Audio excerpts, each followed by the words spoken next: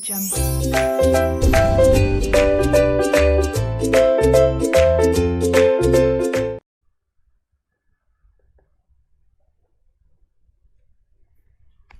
friends,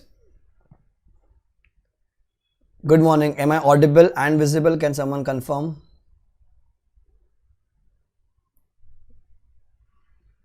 क्योंकि पहली बार अपन अपने चैनल पे कर रहे, कुछ समझ नहीं आ रहा कि चल रहा है कि नहीं चल रहा.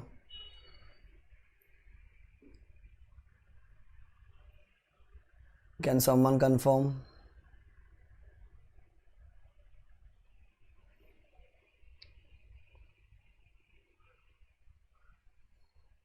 Hello, alpha to students. Okay, visible and audible. क्या बात है? बहुत शानदार.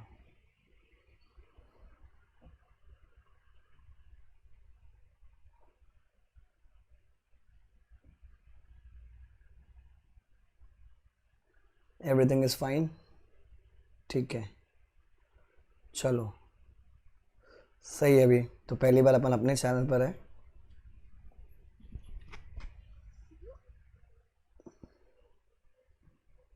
So good morning guys. And आपने देखा होगा बहुत सारे रिविजन सेशंस आ चुके हैं लॉ के अपने चैनल पर. आई थिंक मोटा मोटी पूरा कॉर्पोरेट आ गया. अभी खाली डायरेक्टर्स पेंडिंग और आई थिंक पेंडिंग है. एंड इको लॉ में से अपना आईबीसी आ चुका है. Money laundering, FEMA, arbitration and FCRA pending है. वो आ जाएगा मतलब 2-4 दिन में.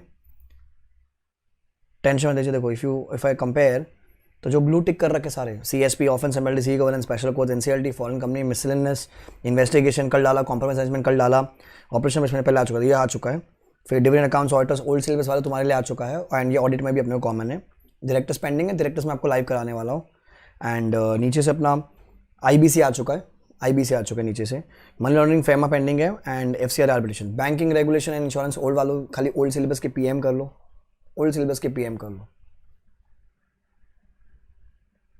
बहुत है. रचित मेरे मजे ले रहा है तो बेटा मेरा मजे ले रहा है. ठीक है. So in this session what we gonna do is we gonna do manager remuneration and board meeting. देखते हैं मैक्सिमम बोर्ड मीटिंग हो जाएगा. फिर एक और दिन में लाइव आऊंगा जहाँ पर अपन अपॉइंटमेंट करने वाला. बोर्ड मीटिंग का अगर कुछ रह जाता है तो वो कंटिन्यूशन में करने वाले. कूल है. So let's start. आपके पास जो भी नोट्स है, मटेरियल है, स्टडी नोट्स है, क्लास के नोट्स है, आपके मॉड्यूल है, आपके पास कुछ भी है निकाल लीजिए. We are for starting with manager remuneration. Starting with manager remuneration.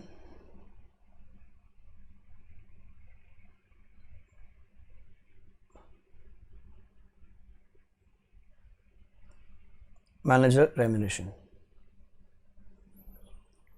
सारे मेरे मजे ले रहे हो, ठीक है. भगवान है ना, मतलब ऐसा पाप देगा तुमको. बड़े मजे ले रहे हो तुम लोग मेरे. दीपक कैसा है? Long time brother. मेगा जी लेंगे ऑडिट को. ऑडिट का शाम को है 9 बजे ऑडिट का.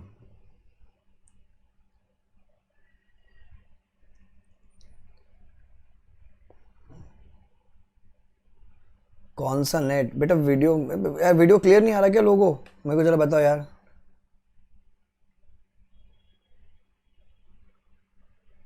Taruna, are you from old syllabus?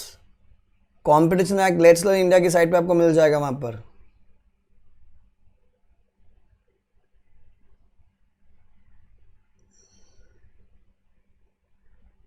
आ जाओ. Let's start. Video not clear यार.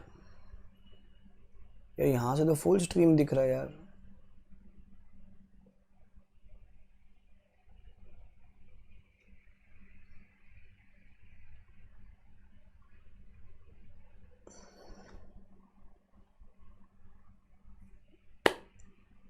आवा. Let's start.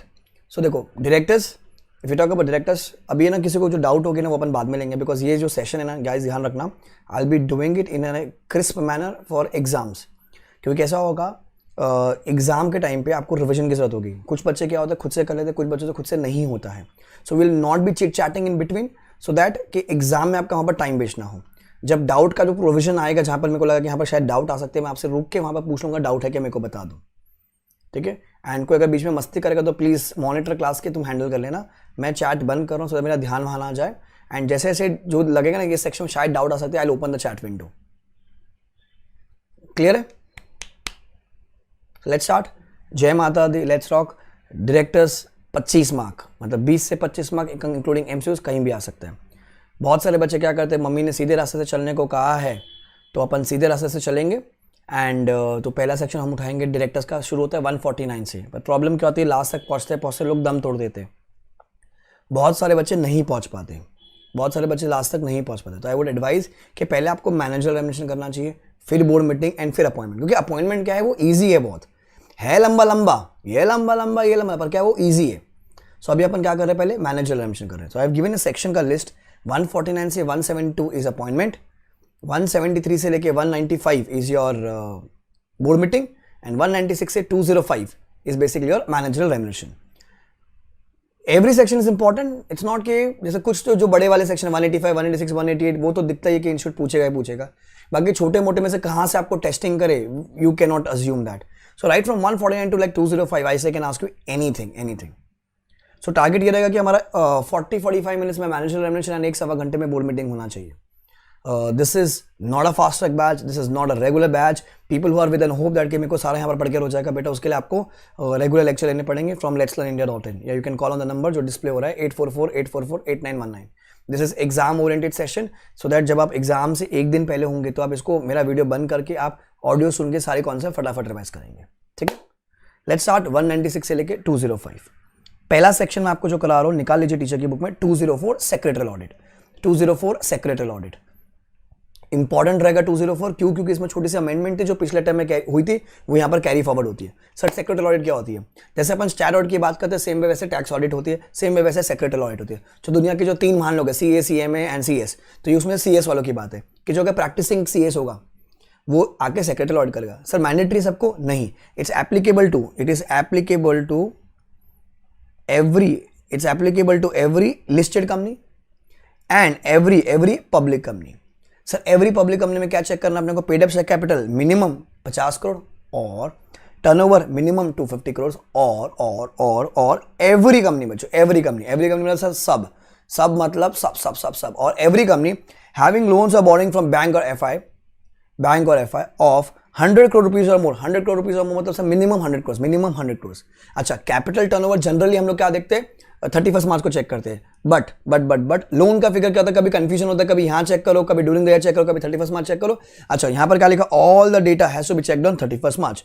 ऑल मतलब बेटा सब मतलब सर सब data has to be checked on 31 March.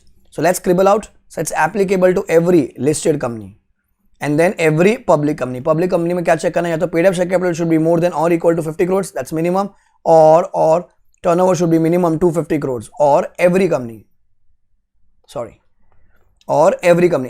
Sir सब मतलब यहाँ पर प्राइवेट भी आ गया सर, जहाँ पर वो लोग ने क्या ले रखा है, लोन ले रखा है, कहाँ से, बैंक से या फिर PFI से, and which is more than or equal to 100 crore, more than or equal to 100 crore. सारा डेटा कहाँ चेक करना है अपने को, 31 मार्च। ठीक है, कहाँ देखना है अपने को डेटा, 31 मार्च को चेक करना है।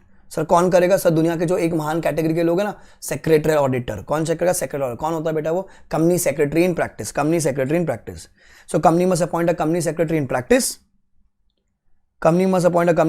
Practice, and they should file form number MR3। कौन सा फॉर्म है बच्चों, MR3। MCQs में काम आ सकता है, आपको डिस्क्रिप्टिव में भी लिखने में काम आएगा। अच्छा, कंपनी तूने ऑडिट नहीं कर पाए, डायरेक्टर तूने डेटा नहीं दिया, CS पे तूने अच्छे से काम नहीं किया, जिसने भी कांड किया, penalty is flat 2 lakh rupees. Penalty is flat 2 lakh rupees. अच्छा, CSP cannot be appointed through resolution by circulation.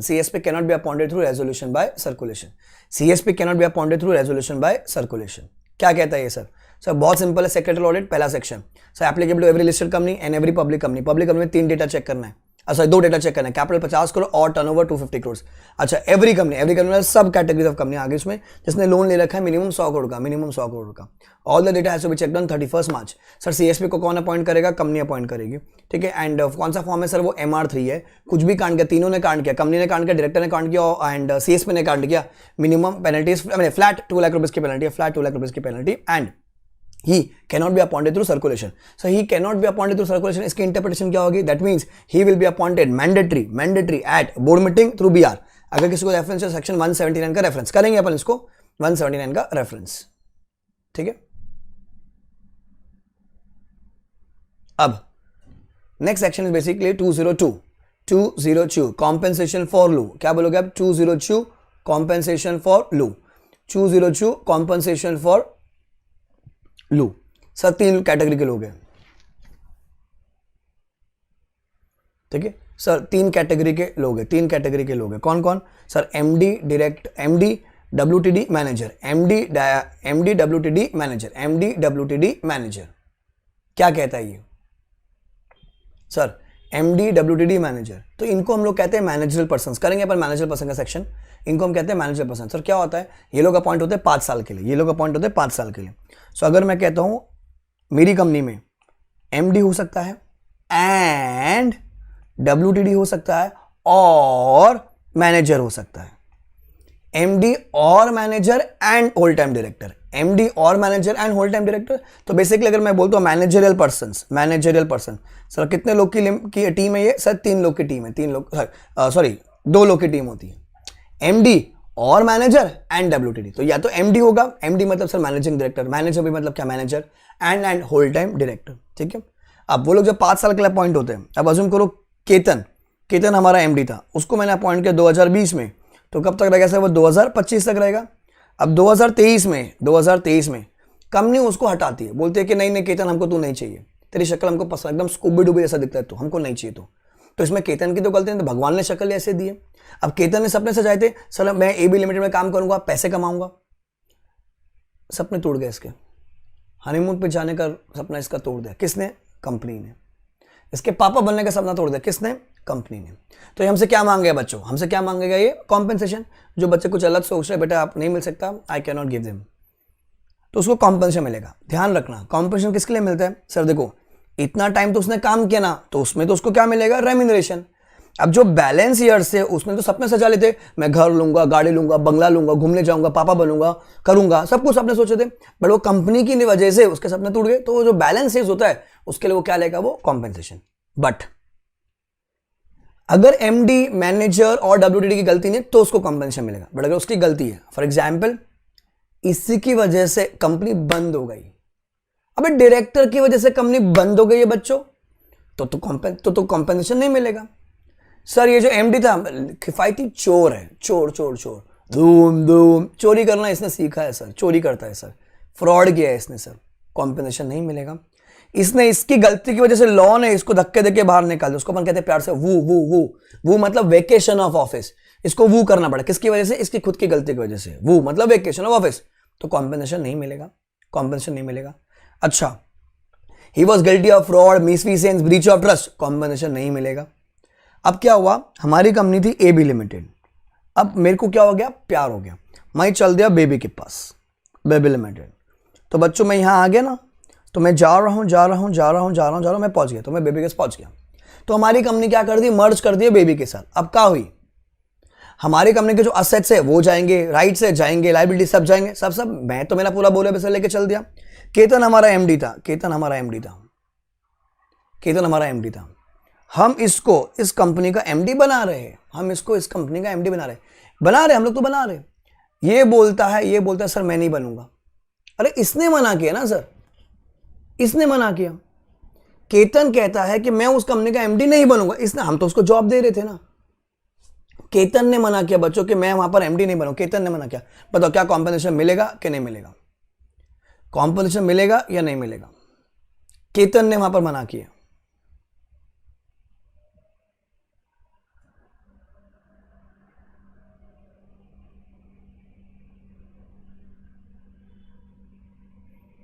बच्चों केतन ने मना किया है।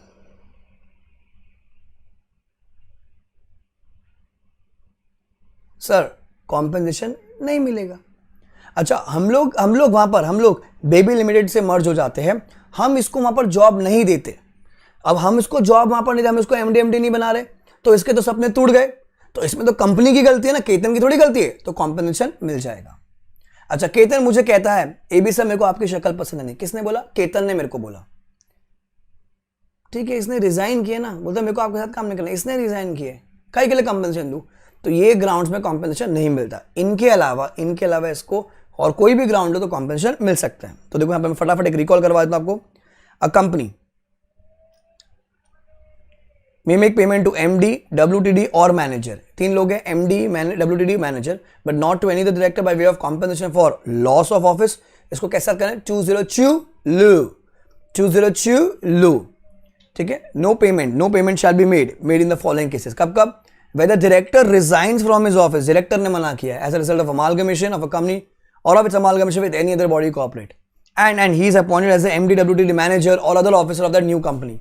तो इसने मना किया, हमने तो उसको जॉब दी थी वहां पर। He resign from the office otherwise than as above, कोई और रीजन से रिजाइन कर रहा है। Sir when the office of director is vacated as per section 167, that's who where the company is being wound up, when the company is being wound up by the order of tribunal, provided किसकी वजह से wind up होना चाहिए सर? The winding up is due to the negligence of the director. Sir whether director has been guilty of fraud or breach of trust, इसने कांड किया है sir. whether director has instigated or has taken part directly in or indirectly in bringing about the termination of office, इसने उंगली किया था sir,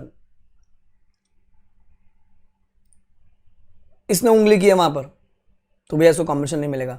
हाँ, अगर मिलना चाहिए इनके अलावा इसको मिल जाएगा। कैसे मिलेगा सर? कैसे मिलेगा? ध्यान रखना, सामने स्टेप्स है, अगर किसी का स्टेप्स नहीं तो बेटा इसकी फोटो खींच लीजिएगा। सर पहले आप निकालोगे टोटल पीरियड, तो टोटल पीरियड जनरली 5 साल के लिए पॉइंट होता है। फिर क्वेश्चन में आपको एग्जाम में दिया होगा कितना पीरियड उसने काम किया, that's called period of office. Assume को 3 साल के लिए उसने काम किया, सो 5 में से 3 चल गया, बैलेंस कितना हो गया? 2, तो बैलेंस हो गया 2 ईयर्स। तो 2 साल के लिए उसको आइडियली मिलना चाहिए था। अब वो बोलते हैं लिमिट निकालो। लिमिट कैसे निकालोगे? Balance years or 3 years whichever is shorter. Balance years or 3 years whichever is shorter, तो 3 ईयर्स तो लॉ में लिखा हुआ है, balance years or 3 years whichever is shorter, तो मैंने निकाला 2 और 3 which ever is shorter, that's 2 years. 2 years. फिर वो कहते हैं निकालिए आप एवरेज रेम्युनरेशन। क्या निकालेंगे अपन? Average remuneration. How do you remove average remuneration? Total remuneration divide by period of office.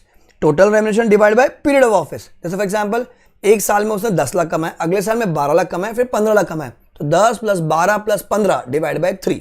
Maximum 3 साल का एवरेज निकालने का है पूरे कंपनी सेग में, थ्रू आउट द कंपनी सेग में। ध्यान रखना, हमेशा 3 साल का ही एवरेज निकालोगे। अगर क्वेश्चन में बोले उसने 4 साल काम किया है तो एवरेज आपको लास्ट 3 साल का पकड़ना, तो 3 साल का न्यूमरेटर 3 साल का डिनोमिनेटर, मतलब डिवाइड बाय 3 करना है। अच्छा सर उसने कहा 2 साल ही काम किए तो 2 साल का remuneration divide bye 2।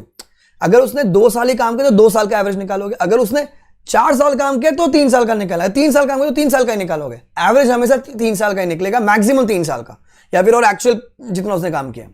Sir combination कैसा आएगा? स्टेप डी, जो भी आंसर आपको स्टेप डी में आया मल्टीप्लाइड बाय स्टेप ई का answer, step D into step E. अब यहां पर ध्यान एक बच्चे गलती करते थे कि वहां पर रुपीज नहीं लिखते, तो रुपीज लिख कर आना क्योंकि वो मनी है ना, मनी पैसा है, तो कॉम्बिनेशन ऐसे निकलेगा। टोटल पीरियड, फिर पू that's period of office, then balance years, ठीक है। अच्छा फिर आप निकालोगे लिमिट। लिमिट कैसा है कि balance years or 3 years whichever is shorter, then you will remove average remuneration. Average remuneration कैसा आएगा बच्चों? Total remuneration divide by period of office, that's maximum for 3 years, and then combination step D into step E.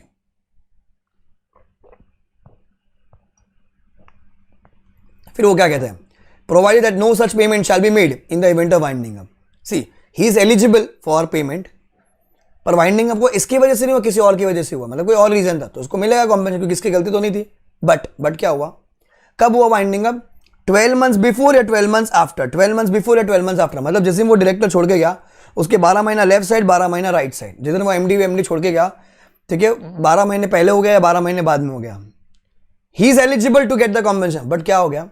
Company जब asset बेचती है, जो पैसा आया, जो कंपनी का मालिक था ना, शेयर होल्डर, उनको शेयर कैपिटल इंक्लूडिंग प्रीमियम देने के लिए पैसे नहीं है।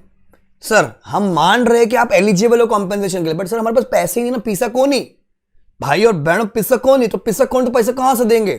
पैसा होना तो चाहिए देने के लिए। So it says no such payment shall be made to the director in the event of winding up if winding up has commenced whether before or at any time within 12 months after the date on which he ceased to hold office, if the assets of the company after deducting the expense of winding up are not sufficient to repay the shareholders the capital including premium if any contributed by them। अरे मालिक को पैसा देने का, उनका पैसा देने का पैसा नहीं है यहाँ पर, तुमको यहाँ पर क्या चाहिए? कॉम्पेंसेशन चाहिए।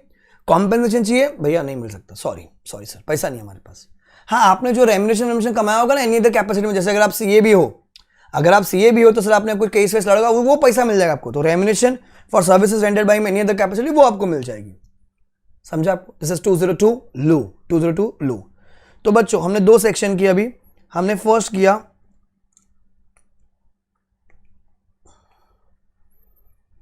(204) सेक्रेटरियल ऑडिट, फिर हमने किया 202 लू। क्या बोलोगे आप? 202 लू। Compensation for loss of office. अब हम क्या करने जा रहे हैं, अब हम करने जा रहे हैं section 196 appointment of managerial persons. निकाल लीजिए अपने टीचर की बुक में section 196 managerial persons. Then appointment of managerial person section wise 196। So भले वो एमडी हो, भले वो WTD हो, भले वो मैनेजर हो, ध्यान रखना है they are appointed for the period of 5 years। They are appointed for the period of 5 years। अच्छा, they can be appointed for another term of 5 years। So reappointment is possible. तो generally 5 साल के लिए appoint होता है, reappointment next 5 साल के लिए। अच्छा, reappointment can be done, reappointment can be done, mandatory नहीं है, सिर्फ तुमको करने का। तुमको पता है कि भैया केतन हमारा एमडी है, हम उसको वापस लेकर आएंगे। तो reappointment can be done after the expiry of 4th year। तो जैसे 14 साल खत्म होने वाला होगा ना, बच्चों जैसे 14 साल खत्म होने वाला होगा तब आप उसको रीअपॉइंट कर लो कि केतन तू तेरा रीअपॉइंटमेंट कंफर्म, आप सीट पे बैठोगे, बराबर। हाँ, पर उसकी जो इफेक्टिवनेस होगी ना बच्चों, वो तो आफ्टर 5th year होगी ना, जब टर्म खत्म होगा उसके बाद होगा। सर ये मैंडेटरी है क्या? नहीं, 5 साल खत्म हो जाता है उसके बाद आप रीअपॉइंट करोगे, बराबर। तो जिस दिन रीअपॉइंटमेंट हो उस दिन से इफेक्टिव होगा। कंपनी बोलते रहे लड़के ने अच्छा काम किया, हम लोग उसको रीअपॉइंट कर लेते हैं। सो आफ्टर 4th year से आप उसको रीअपॉइंट कर दोगे, बट उसकी जो इफेक्टिवनेस है वो तो after the expiry of 5th year आएगी ना, जब उसका टर्म खत्म होगा। कंडीशन कितनी है sir? Minimum 21, maximum 70। Minimum 21, maximum 70। Director बनने के लिए कोई एज नहीं होती, पर हाँ हम वो क्या बोलते हैं, जब वो डिन के लिए फॉर्म साइन करना पड़ता तो 18 साल होना चाहिए, क्योंकि कॉन्ट्रैक्ट तभी कर पाएंगे ना, क्योंकि सीजी के साथ वो फॉर्म DI-3 भरना पड़ेगा। MD WTD मैनेजर, मतलब मैनेजर पर्सन बनने के लिए जो एज है बच्चों वो मिनिमम 21 है, मैक्सिमम 70। बट क्या है केतन, क्या है, बाल झड़ गए, चश्मा आ गया, पेट बढ़ गया, उसका उम्र हो गया है, पर क्या लड़के में टैलेंट एक नंबर है, मेरे को वही चाहिए, मेरे को वही चाहिए। तो it says if a person is more then 70 years, आप अपॉइंट कर लो, कोई दिक्कत नहीं। पर क्या पास करवाओगे आप? SR पास करवाओगे, SR along with the justification कि हमको क्यों चाहिए वो, अलॉन्ग विद द जस्टिफिकेशन। पर सर क्या हुआ, SR पास नहीं हुआ, कोई दिक्कत नहीं, OR पास कर लो एंड साथ में CG का अप्रूवल लेकर आ जाओ, साथ में CG का अप्रूवल लेकर आ जाओ। सो इट सेज क्या पास करवा लीजिए आप? SR पास करवा लीजिए। अच्छा, अगर SR पास नहीं होता तो आप OR पास करवा लीजिए अलॉन्ग विद द CG का approval. And if CG think that it is the most beneficial for the company, the appointment is most beneficial for the company. ध्यान रखना बच्चों ये चीज। Number 2, he should have not compromise or suspended payment to the creditor. समझौता नहीं किया है उसने, समझौता नहीं किया किसी के साथ भी। Third, he should have not been sentenced to imprisonment for more than 6 months। Jail नहीं गया है for more than 6 months and he should not be insolvent। मतलब मेरे जैसा नहीं होना चाहिए, मेरे जैसा नहीं होना चाहिए। सर बहुत सिंपल है, मिनिमम 21, मैक्सिमम 70। 70 के ऊपर चाहिए तो SR पास करवाता है, SR पास नहीं तो OR प्लस CG का approval and CG should think it is most beneficial for the company, should have not compromised or suspended payment to creditors, not been imprisonment for more than 6 months and should not be insolvent। फिर कुछ additional condition है Schedule 5 की। Schedule 5 of companies act 2013 का कुछ additional condition क्या कहता है? He should not be convicted for any period under 19X। पहले 16 होता था, फिर वो GST IBC ऐड कर दिया गया है तो 19 एक्ट हो गए। आपको 19 एक्ट आपके टीचर की बुक में देखो, लिस्ट याद करने की जरूरत नहीं है, अगर देखोगे तो मैक्सिमम आपका इको लॉ का पार्ट है। मनी लॉन्ड्रिंग, फैमा, IBC, GST, मतलब वो अपने पढ़े वाले कस्टम्स एक्ट, वो सब पढ़े वाले एक्ट ये सारे। He should have not paid any fine, if not paid any fine under 19, if paid maximum 1000 रुपए का ही पे किया होगा, मैक्सिमम 1000 रुपए का। ना तो वो जेल जाना चाहिए 19 एक्ट में, ना तो किसी भी एक भी दिन के लिए नहीं, ठीक है। अच्छा, ना वो भैया 19 एक्ट में कभी फाइन दिया होगा, अच्छा कभी दिया होगा छुटपुट फाइन, 1000 रुपए तक का अलाउड है, कोई दिक्कत नहीं है। He should not have been detained for any period under Conservation of Foreign Exchange Prevention Smuggling Activities Act। वो तो ना वो चरस गांजा, अरे इनहेलर, हाँ इनहेलर, ठीक है, वो भैया ड्रग्स वग्स करते हुए पकड़ा नहीं जाना चाहिए, ठीक है। बट क्या हुई भाई साहब, 19 एक्ट में जेल जा चुके हैं या उन्होंने 1000 रुपए से भी ज्यादा फाइन दे रखा है, या वो स्मगलिंग करते हुए पकड़े गए, ठीक है, स्मगलिंग करते पकड़े गए, तो बोलता है कि पर मेरे को बंदा यही चाहिए, क्यों? क्योंकि उसका सर मार्केटिंग स्किल्स एक नंबर है सर, मार्केटिंग स्किल उसका एक नंबर को यही चाहिए। तो लॉ क्या बोलता है, काम कर CG का अप्रूवल लेकर आ जा, क्या कर, CG का अप्रूवल लेकर आ जा। किसका अप्रूवल बेटा? CG का अप्रूवल। बट 5 साल के लिए अपॉइंट कर लिया, अब अपन ने क्या बोला, reappointment after 4th year possible है, आप कर दोगे। अब क्वेश्चन ये आता है कि जब पहली बार अपॉइंट किया था तब CG का अप्रूवल लगा था, अब सेकंड टाइम जब अपन इसको रीअपॉइंट करते हो क्या CG का अप्रूवल चाहिएगा? नहीं सर, नॉट रिक्वायर्ड। क्यों? प्रोवाइड ये इंसान वापस से वो सब कांड नहीं करना चाहिए। हाँ, कांड किया होगा तो अप्रूवल आना पड़ेगा, कांड नहीं किया तो वापस अप्रूवल नहीं लगा, तो इन सिंपल भाषा में अप्रूवल एक ही बार लगेगा। फिर पॉइंट नंबर 4 वापस से रिपीट कर दिया गया है शेड्यूल 5 में, ये मतलब हम इसको सेक्शन में पढ़ लेते थे पर वापस से रिपीट कर दिया। देखो, He has completed the age of 21 years and has not attained the age of 70 years. Provided where he has attained the age of 70 years and appointment is approved by SR, passed with the company GM, no further approval CG shall be required.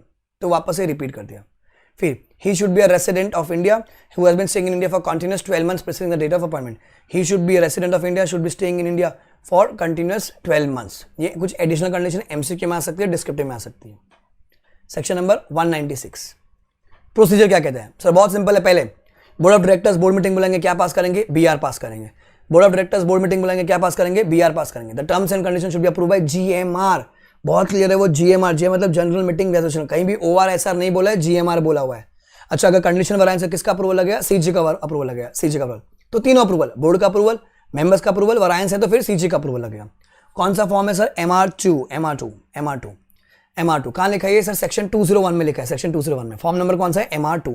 तो CG को जो अपन apply करते हैं ना कि मेरे को approval दीजिएगा क्योंकि कंडीशन वरायन है, तो सर फॉर्म नंबर है MR2.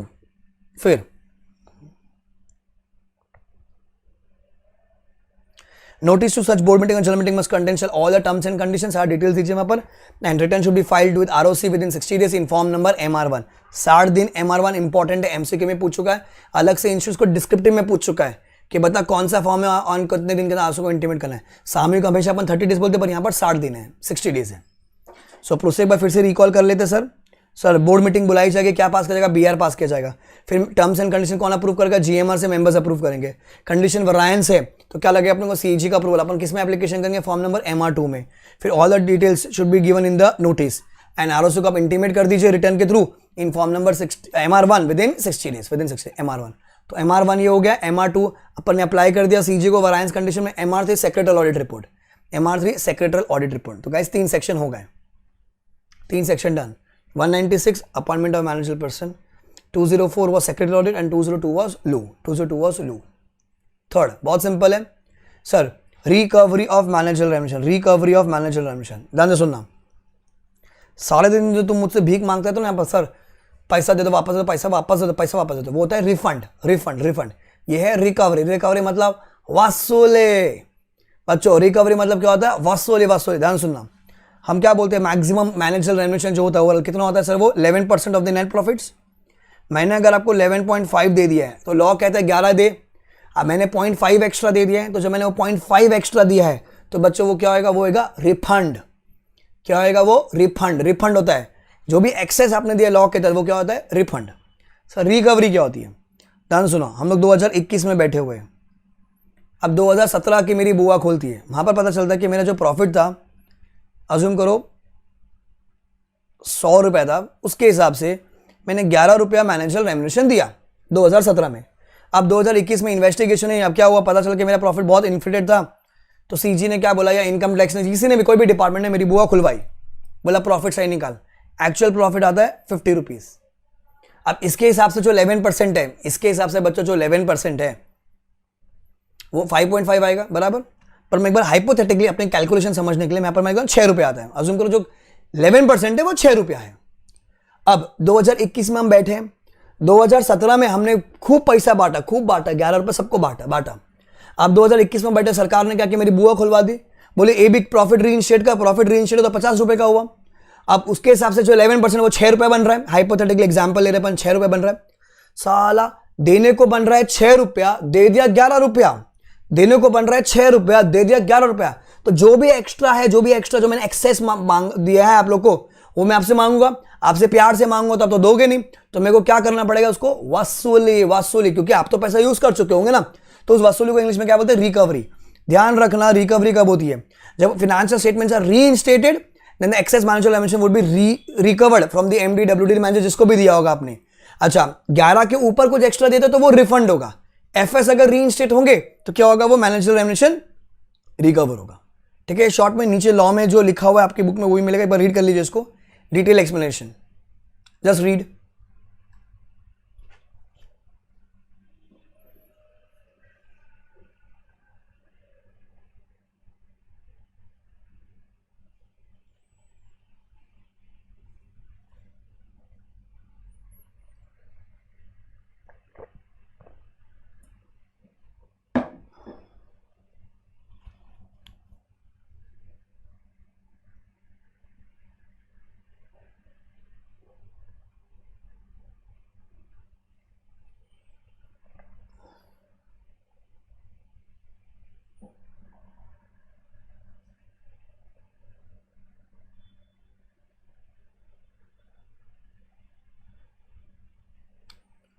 डन।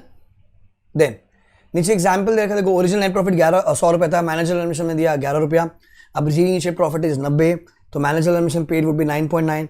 सो जो 11 दे दिया था 9.9 देने को बंद है, तो जो एक्स्ट्रा दिया अपन ने 1.1 क्या करेंगे वो अपन रिकवर करें। तो खाली एग्जाम्पल समझने के लिए section 199 recovery of manager remuneration, recovery of manager remuneration, ठीक है। सो बस सेक्शन चेक कर देते अपन। सो आपने 196 कराया अपॉइंटमेंट ऑफ मैनेजरल पर्सन, फिर हमने किया 199 रिकवरी ऑफ मैनेजरल रेम्युनरेशन अभी किया अपन ने, फिर हमने किया 202 लू, 204 सेक्रेटरी ऑडिट। अब हम करने जा रहे हैं go with the sound 203 KMP। क्या बोलोगे बच्चों? 203 KMP, 203 KMP।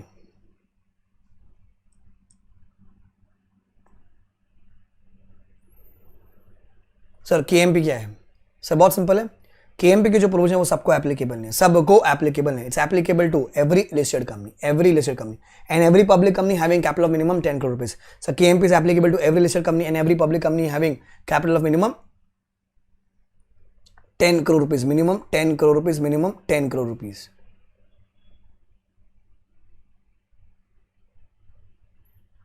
Then so full time KMP is applicable to every listed companies and every public company having capital of minimum 10 crore rupees, minimum 10 crore rupees, बस इतना ही है।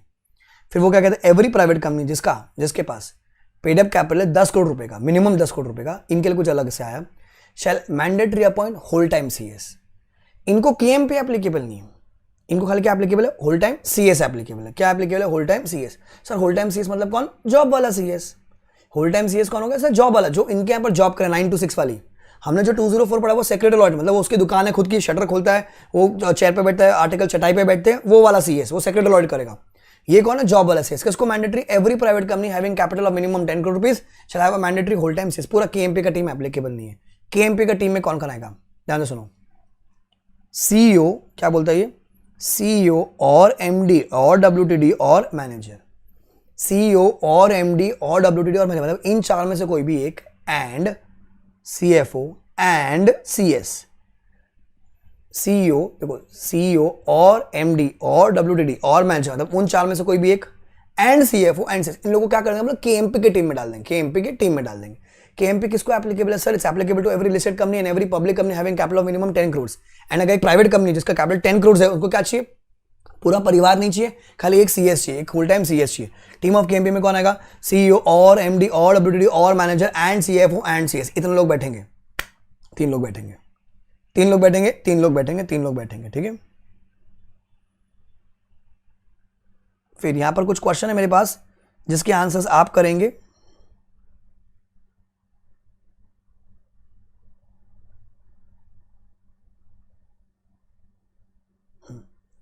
Applicability पर, ठीक है। मेरे साथ आंसर करना, मेरे साथ आंसर करना। Let's do it. पहले अपन बात करें लिस्टेड कंपनी का। लिस्टेड कंपनी में paid up share capital 7 crore रुपए का, paid up share capital 12 crore रुपए का, paid up share capital 4 crore रुपए का। मेरे को बताओ कौन से में KMP चाहिए, कौन से में CS चाहिए? तो कॉमा कॉमा करके लिख दीजिए, खाली अभी लिस्टेड का बताना आपको, मेरे को खाली लिस्टेड का। लिस्टेड कंपनी में कैपिटल है 7 करोड़ रुपए का, 12 करोड़ का, 4 करोड़ का। तो मेरे को कौन से में CS चाहिए, कौन से में KMP चाहिए, मुझे बताओ।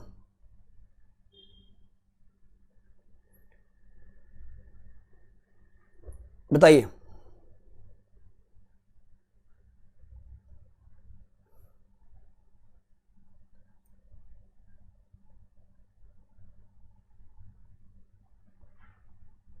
ऑल, सब, सब मतलब सब सब सब सब सब सब। तो सर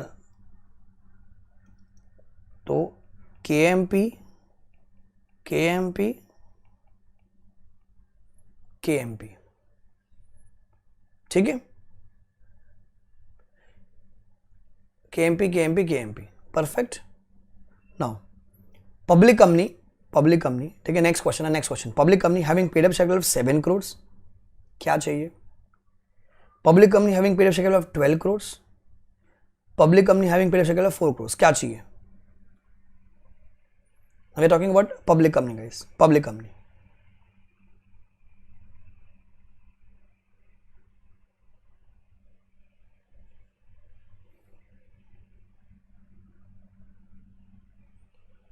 अगर आपको एप्लीकेबिलिटी बराबर समझिए तो आप आंसर कर सकते हो एकदम परफेक्टली।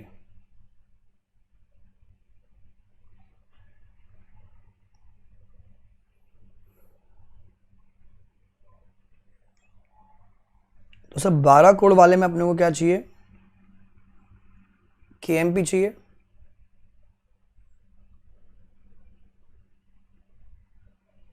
और अनिरुद्ध ने कहा है सीएस केएमपी सीएस।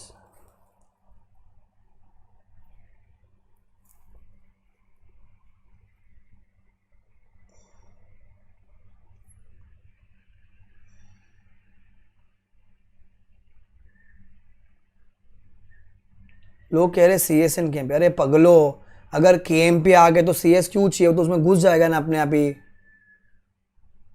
के एम पी की टीम में कौन बचा है, सीईओ और एमडी और मैनेजर और WTD and CFO and CS. का इतना कंफ्यूजन हो रखा है। अगर के एम पी हो गया तो सी एस अलग से नहीं चाहिए, वो बैठ गया ना उसी के अंदर ही। सी के एम पी से department, it is not a post, it is a department. ऐसा समझो कि वो पोस्ट नहीं, वो डिपार्टमेंट है एक। Not mandatory in rest two cases, okay Pragya, तो चौकड़ी चौकड़ी चौकड़ी चौकड़ी, ठीक है। तीसरा case, private company, capital 7 crore 12 crore 4 crore. अब इसमें क्या चाहिए बताओ मुझे, 7 करोड़ 12 करोड़ 4 करोड़, क्या चाहिए इसमें।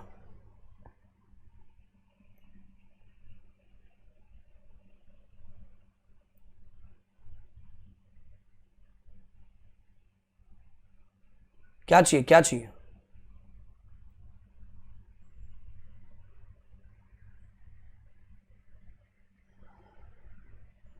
इन केस टू सी एस, मतलब 12 करोड़ में सी एस चाहिए, whole time C S, and इधर चौकड़ी चौकड़ी,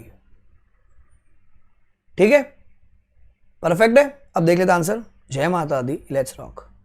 क्या बात है, whole time K M P, whole time K M P, whole time K M P, nothing, whole time K M P, nothing, nothing, whole time C S, nothing. क्या बात है, क्या बात है, क्या पढ़ाया है, क्या पढ़ाया है, क्या पढ़ाया है, आपको याद है बच्चों, क्या पढ़ाया है, क्या पढ़ाया है, क्या पढ़ाया है, याद है आपको, अच्छे से याद है, हो गया, समझ गया।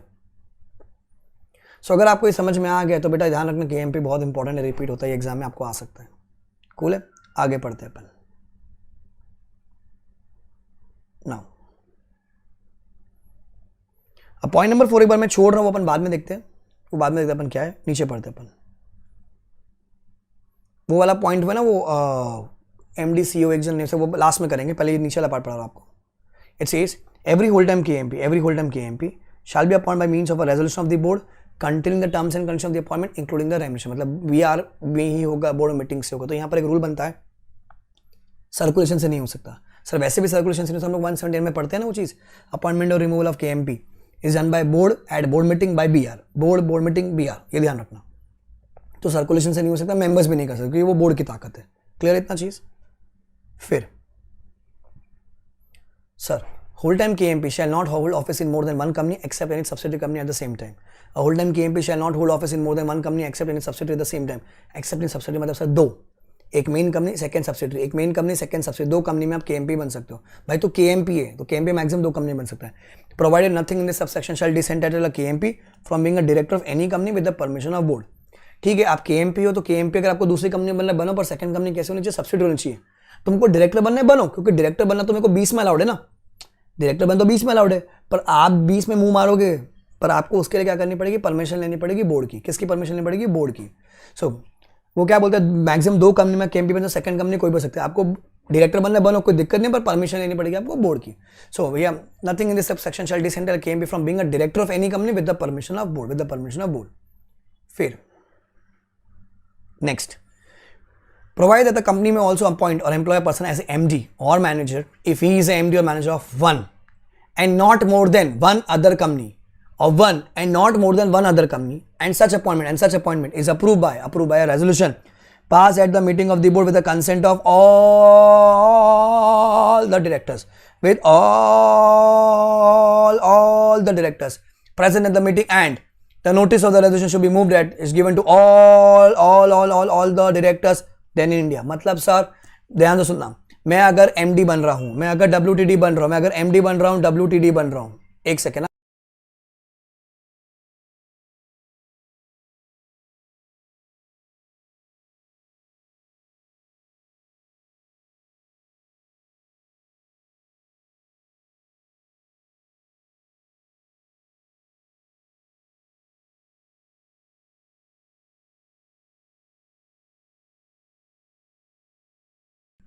मैं अगर एमडी बन रहा हूँ, मैं अगर डब्ल्यू मैं अगर मेरा एमडी बन रहा हूँ या फिर मैं अगर मेरा मैनेजर बन रहा हूँ, तो मैक्सिमम 2 कंपनी अलाउड है। सेकंड कंपनी कोई भी चलेगी, सेकंड कंपनी कोई भी चलेगी। मैं अगर एमडी हूँ एक कंपनी का या मैनेजर एक कंपनी का, मैं सेकंड कंपनी कोई भी चलेगी, मैं वहाँ बन सकता हूँ। मैक्सिमम 2 कंपनी में आप एमडी बन सकते हो। सेकंड कंपनी क्या करवाएगी? सेकंड कंपनी क्या करवाएगी? यूनानिमस बीआर पास करवाएगी। क्या करवाएगी? यूनानिमस बीआर, कि भैया already AB sir AB limited के एमडी, हम उनको अपॉइंट करना चाहते हैं, आपको कोई दिक्कत तो नहीं है, तो बोर्ड लोग क्या पास करवाएंगे? Unanimous B R.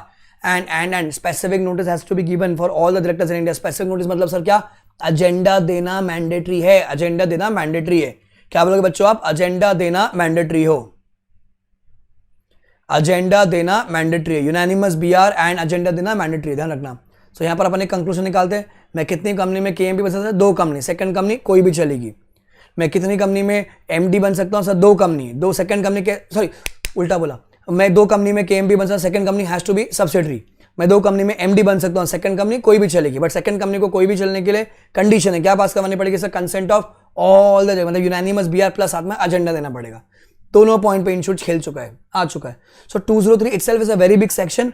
तो अलग अलग प्रोविजन पे इंस्टीट्यूट छेड़ सकता है आपको। KMP 2 company, second company has to be subsidiary. MD 2 company, second company कोई भी चलेगी, कोई भी चलेगी, provide unanimous BR and agenda pass हुआ है वहां पर। अच्छा, कैजुअल वैकेंसी ऑफ केएमपी में 6 महीना है।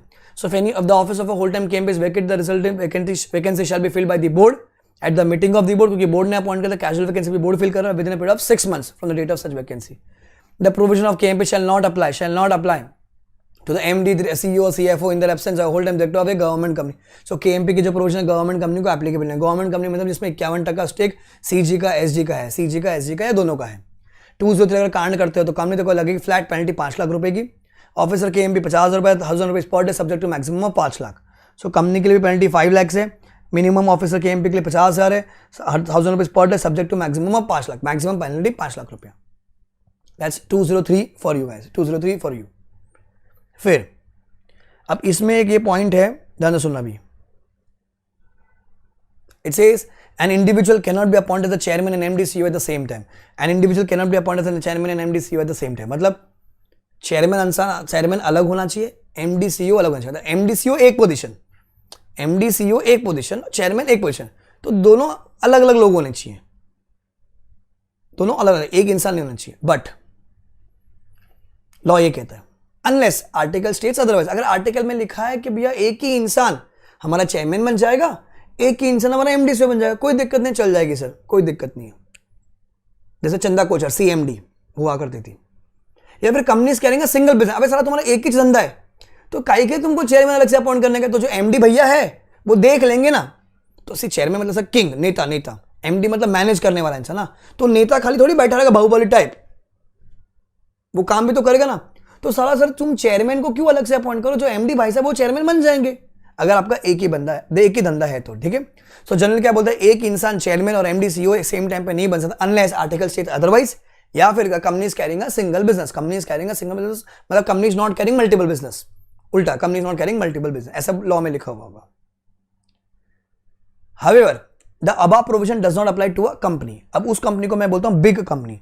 The above provision does not apply to a big company, does not apply to a big company। So big company मतलब company which is engaged in multiple business and have appointed CEO for each such business, have appointed CEO for each such business मतलब multiple business है and हर एक धंधे के उन्होंने CEO appoint कर रखे हैं। अब वो बिग कंपनी कौन सी है सर? जिसका कैपिटल 100 करोड़ रुपए का है एंड टर्नओवर 1000 करोड़ रुपए का है। सर कैपिटल 100 करोड़ का एंड टर्नओवर 1000 करोड़, एकदम बड़ी कंपनी। वो बड़ी कंपनी हमारे जैसे एग्जांपल था अपन ITC। अब ITC में सिगरेट का बिजनेस है, होटल का बिजनेस है, FMCG है, टेक्सटाइल है। तो उसमें उन्होंने मिस्टर A को, B को, C को, D को MD CEO बना दिया कि A तू सिगरेट देखेगा, B तू होटल का धंधा देखेगा, C तू FMCG देखेगा, D तू टेक्सटाइल देखेगा। अब एट दिन ITC का ग्रुप चेयरमैन भी तो चाहिए ना अपने को, जो अलग अलग लाइन, अलग अलग कंपनीज नहीं, अलग अलग लाइन ऑफ बिजनेस है, अलग अलग लाइन ऑफ बिजनेस है। HUL है, अलग अलग लाइन ऑफ बिजनेस है, बराबर। पतंजलि अलग अलग लाइन ऑफ बिजनेस है, अलग अलग लाइन ऑफ, पर कंपनी तो एक ही ना। अब इन चारों को मैनेज करने के लिए एक और इंसान चाहिए। तो लॉ क्या बोलता है, मैं अलग से क्यों अपॉइंट करूं? मैंने मिस्टर A को अपॉइंट कर दिया तो मिस्टर A मेरे चेयरमैन बन गए। ऊपर वाली लाइन क्या बोलती है कि एक ही इंसान चेयरमैन और MD CEO नहीं बनेगा, पर ये वाले रूल में अलाउड है, प्रोवाइडेड ये कौन सी कंपनी है? बिग कंपनी है, engage in multiple business and they have appointed CEO, they have appointed बस MD या CEO for each such business. तो इन चारों में से मैं किसी को भी एक जाके चेयरमैन बना दूंगा तो मैंने रूल कॉन्ट्रवेंट नहीं किया। रूल कॉन्ट्रावेंट नहीं किया. This is section 203 for you guys. 203.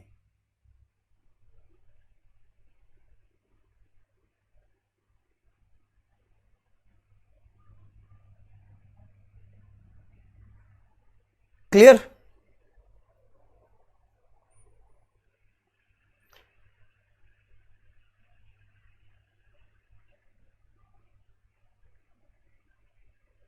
किसी ने को लिखा you should give 2 minutes for student to cover the speed after 15 minutes.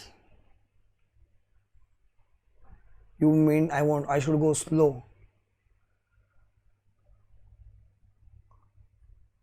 Miss Taruna Nagar, this is a revision session going on for exam. If I go slow, वहाँ पर पीछे panic होगा. जब आप एग्ज़ाम में जाओगे, एग्ज़ाम के एक दिन पहले रिविजन होगा, टाइम वेस्ट होगा, फिर आपका मन नहीं होगा पढ़ने के लिए. ये मैंने स्टार्टिंग में डिस्क्लेमर दिया है. It is just a revision session and it is an assumption कि आप पढ़ चुके हो. We are very close to our exam. और मैंने कहा है कि लास्ट में जब सेशन ख़त्म हो जाएगा, चैप्टर ख़त्म हो जाएगा, कि मैं आपसे डाउट के लिए अलग से टाइम दूंगा आपको पूछने के लिए. It is just a brushing up of the concept.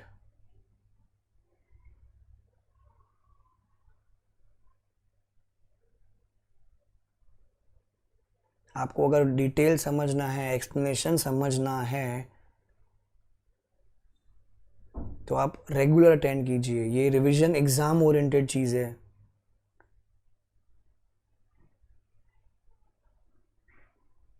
और ये क्लास यहीं रहेगी यूट्यूब पे, बाद में भी देख सकते हो. उसको आप स्लो करके भी देख सकते हो.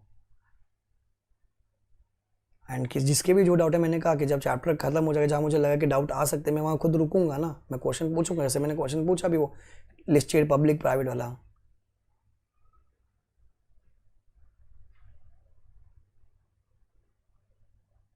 किसी को कोई और दिक्कत?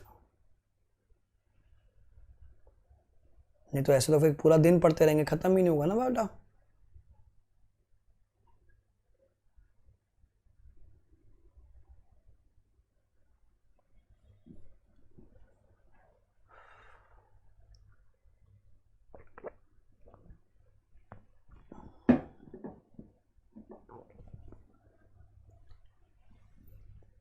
देखो, सो वी डिड. तरुणा आप आराम से बाद में भी देख सकते हो, कोई दिक्कत नहीं है. 0.5 पे, 0.3, 0.2 पर, 0.1 पर आराम से स्लो देख सकते हो. आप फिर पॉज करके जब वो रिकॉर्ड हो जाएगा, मतलब स्ट्रीम होके रिकॉर्ड हो जाएगा अपने आप ही. ठीक है. अभी इंटेंशन इज़ कि यही वीडियो आप एग्ज़ाम से 2 दिन पहले यूज़ करोगे, सो दैट, इसलिए हम बिल्कुल बकवास नहीं करें, straight to the point explanations. ठीक है. आई एम सॉरी अगर आपको नहीं जम रहा तो.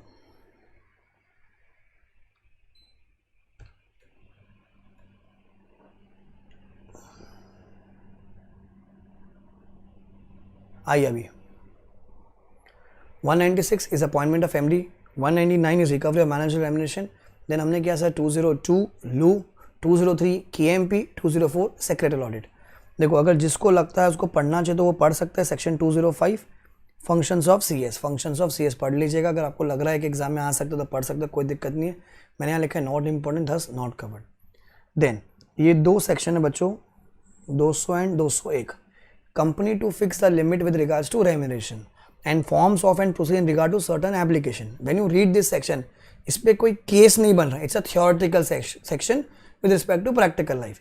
कि जैसे अगर बोलते हैं ना अपन कि जब लॉस होता है, अब जब लॉस हो रहा है वहाँ पर शेड्यूल 5 तो अपन क्या बोलते हैं, वो शेड्यूल 5 का टेबल फॉलो करते हैं. अब वो फॉलो करने से लिए अपन क्या कर सकते हैं कि अपन किन किन और बातों का ध्यान रखेंगे. उसमें लिखा है ना 60 लाख, 84 लाख, 120, तो मैक्सिमम दिया लॉ ने. अब 60 लाख देना है मुझे, 40 लाख देना, अगर मैं पहले वाले कॉलम में आता हूँ इफेक्टिव कैपिटल के लिए, तो मैं किन बातों का ध्यान रखूंगा, तो वो थियोरी वाला पार्ट है. तो उस पर क्वेश्चन बनना बहुत ही रेयर प्रोबेबिलिटी है. तो उसको हम हमारी भाषा में कहते हैं रीड इफ टाइम परमिट्स. आप उसको रीड कर सकते हैं. फिर forms of and procedure respect to certain application, ये वही है, उसी को लिंक करता है 196 को. कि अगर मेरे को 196 में सीजी को अप्लाई करना था तो मेरे को फॉर्म नंबर देना पड़ेगा. बेटा कौन सा फॉर्म है वो? MR2 फॉर्म नंबर है. MR2 की बातें वहाँ लिखे, तो खाली उसको रीड करनी है, अपनी बुक से रीड कर लीजिएगा, ये नहीं पढ़ना होता है. फिर एक होगा सेक्शन आपका 198. ये कहता है कैलकुलेशन ऑफ प्रॉफिट. ये बेसिकली आपका पीजीबीपी है पूरा. नेट प्रॉफिट लेने का, क्या ऐड करने का, क्या लेस करने का, क्या लेस करने का, क्या ऐड करने का, नेट होता है ना, पीजीबी करते अपन। सो वो प्रैक्टिकल लाइफ से प्रॉफिट कंप्यूटेशन की होती है। अपने को अभी तक एग्जाम में आज तक कभी नहीं है ना कोई इलस्ट्रेशन के प्रॉफिट कैसे कंप्यूट करना है। सो इस मोमेंट पे अगर आपने उसको स्किप भी कर दिया चल जाएगा, बट हाँ जो मैनेजर रेम्युनरेशन है वो पूरा पढ़ना पड़ेगा अपने को। प्रॉफिट की कैलकुलेशन कैसे होती है वो सब प्रैक्टिकल लाइफ के काम की चीज़ है। हमको मतलब वो पूरा आंसर नहीं याद हो सकता ना कैसे करेंगे अपन, क्योंकि अपन क्या बोलते हैं manager remuneration link to profit, but it's not दस कि मैंने सेल्स माइनस एक्सपेंस कर दिया मेरे को प्रॉफिट आ जाएगा। नहीं नहीं नहीं नहीं, वो प्रॉफिट आपको कंप्यूट करना पड़ेगा as per section 198 of companies act 2013। तो कैसे प्रॉफिट कंप्यूट करना है वो 190 में लिखा है। तो ये जो कुछ 2-3 सेक्शन उसको छोड़ सकते हो, कोई दिक्कत नहीं है। अब आ जाइए 197 पर। 197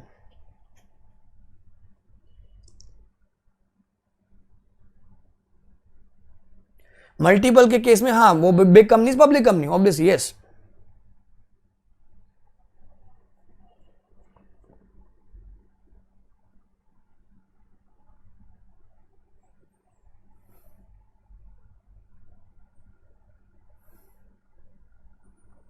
Then come to managerial remuneration.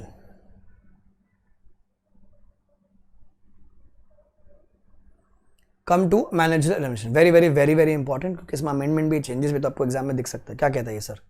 So the total remuneration payable by a public company to its directors including MD, WTD and its manager. क्या ऐड हुआ है अभी?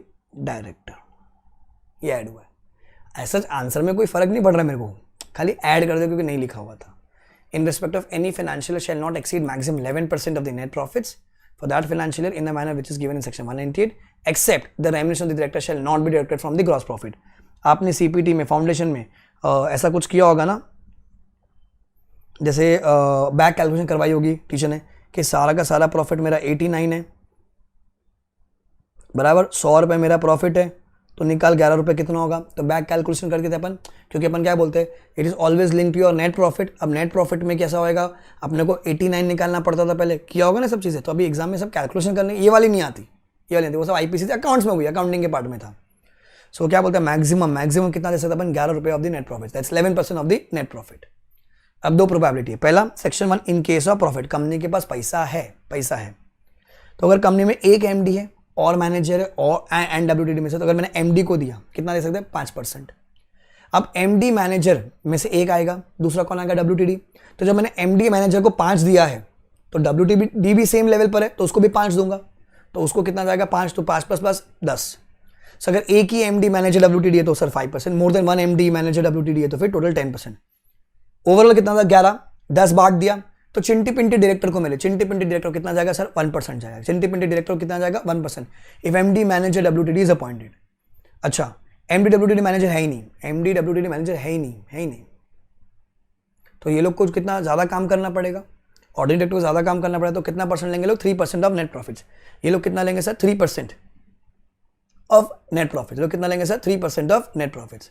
बेटा ध्यान रखना, ये जो लिमिट है ये मैक्स लिमिट है, आप इसके ऊपर नहीं जा सकते। हाँ इसके कम दो, इतना दो चल जाएगा, इसके ऊपर आप नहीं जा सकते। तो क्या परसेंटेज है 1, 3, 5, 10, 11, 1, 3, 5, 10, 11। बहुत सिंपल है सर, एक MD तो 5% दिया, एक के साथ एक और WTD आ गया तो 10% दिया, ओवरऑल इज 11।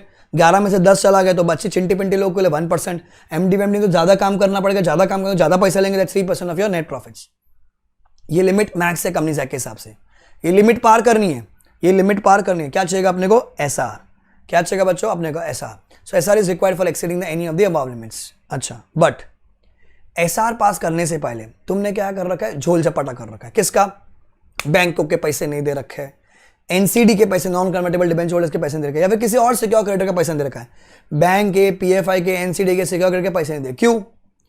पैसा को नहीं, पैसा ही नहीं है तुम्हारे पास। अबे तुम लोग ने बैंक को पैसा देने का पैसा नहीं है, NCD को पैसा देने का पैसा नहीं है, सिक्योर क्रेडिटर को पैसा देने का पैसा नहीं है। अब तुमको अपने मैनेजर पर्सन को या फिर जो डायरेक्टर जो है उनको ज्यादा पैसा देने का, मतलब लॉ से भी ज्यादा देने का है। लॉ क्या कहता है, अलाउड है SR पास कर, बट एक काम कर पहले इनका भी अप्रूवल लेकर आ जा। So it says such prior approval of bank, PFI or NCD or other secure creditors the case में be shall be obtain by the company before obtain the approval in general meeting. तो इनका भी approval लेकर आओ, इनका भी approval आप लेकर आइए, ठीक है। फिर maximum managerial remuneration will include everything, सब मतलब सब एक्सेप्ट 2 चीजें। पहला शिटिंग फीस, क्या बोलते हैं उसको अपन, शिटिंग फीस। दूसरा remuneration in professional capacity. Manager remuneration will include everything except two things. पहला sitting fees, number 2 remuneration in professional capacity. Sir sitting fees कितना? साल की 4 बोर्ड मीटिंग होती है बच्चों, साल की 4 बोर्ड मीटिंग हुई तो 4 बार बैठोगे आप, हर बोर्ड मीटिंग अपने को पैसा मिलता है कितना? Sir maximum 1 lakh rupees per board meeting, maximum 1 lakh rupees per board meeting. Law में 1 लाख मैक्सिमम, 1 लाख के ऊपर अलाउड नहीं है। सर पहली मीटिंग के 25,000 दिया, दूसरी मीटिंग के लिए 40,000 दिया, तीसरी मीटिंग के लिए 60,000 दिया, चौथी मीटिंग के लिए 80,000 दिया, तो 25, 40, 60, 80 चौल भाई कोई दिक्कत नहीं। It is maximum 1 lakh rupees per board meeting, 1 lakh के ऊपर नहीं जा सकते। सर सीजे का अप्रूवल लेकर आ जाए, नहीं अलाउड ही नहीं है ऐसा कुछ, कोई प्रोविजन नहीं, अभी तक 1 लाख रुपए पर बोर्ड मीटिंग लिखा हुआ है। अच्छा सर मीटिंग बुलाई थी, सर मीटिंग बुलाई थी पर क्या हो गया, मीटिंग एडजॉर्न हो गई, तो हम लोग तो आके बैठे, अब एडजॉर्न मीटिंग में फिर आके बैठेंगे अपन, तो 2 बार आके बैठे ना। लॉ बोलते हैं नहीं नहीं नहीं नहीं, वो तुम्हारा पैर फैल गया, खाली एक्सटेंशन हुआ है, एक ही बार मिलेगा आपको, एक ही बार मिलेगा। So adjourn meeting is extension of board meeting, hence only 1 lakh रुपया मिलेगा। जो बच्चे फेस टू फेस आए वो भी अपने बच्चे, उनको भी बैठने का पैसा मिलेगा। जो बच्चे वीडियो से आए, भले अपने घर पे बैठे हो, बच्चे तो अपने हैं ना सर, उनको भी मिलेगा 1 लाख रुपया, मस्त ना, घर पे बैठे पैसा मिलेगा, मिलेगा मिलेगा। अच्छा women director, independent director should not get less than other directors, मतलब उतना जितना अदर डायरेक्टर्स को मिले उतना या उससे ज्यादा दो, कम नहीं दे सकते। अब आधे लोग को इसमें भी तकलीफ है, सर ऐसा क्यों, ज्यादा क्यों देने का? अरे भैया वुमेन डायरेक्टर है, वुमेन नहीं दोगे तो नाराज हो जाएगी, तो तुम्हारा किडनी विडनी सब बिक जाएगा। इंडिपेंडेंट डायरेक्टर भी स्पेशल लोग होते हैं, वो लोग भी, उनको आप उतना दीजिए या उससे ज्यादा दीजिए पर कम नहीं दे सकते, कम नहीं दे सकते, ठीक है। दैट्स सिटिंग फीस के प्रोविजन, इस पे भी आई से आपको छेड़ सकता है एमसीक्यू में, 2 मार्क के एमसीक्यू में, ठीक है।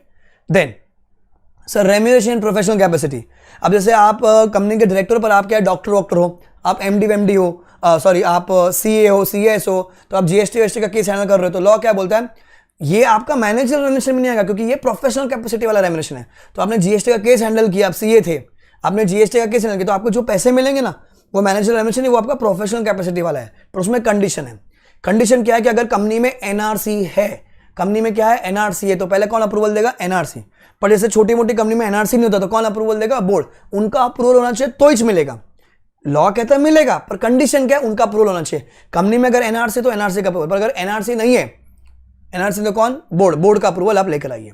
फिर अभी क्या है, अपन ने इंश्योरेंस निकलवाया, आपने सीखा होगा ना आईपीसीसी में की मैन इंश्योरेंस पॉलिसी, बराबर, तो ऐसा कुछ इंश्योरेंस निकाला है, तो अभी इंश्योरेंस का प्रीमियम जाएगा, तो लॉ क्या कहते हैं, वो जो प्रीमियम के पैसे भरे ना, प्रीमियम के पैसे, वो आपका मैनेजर रेम्यूनरेशन का पार्ट नहीं है, वो मैनेजर रेम्यूनरेशन का पार्ट नहीं, मतलब आपको 11 रुपये मिलेगा, ओवरऑल 11 रुपये मिलेगा।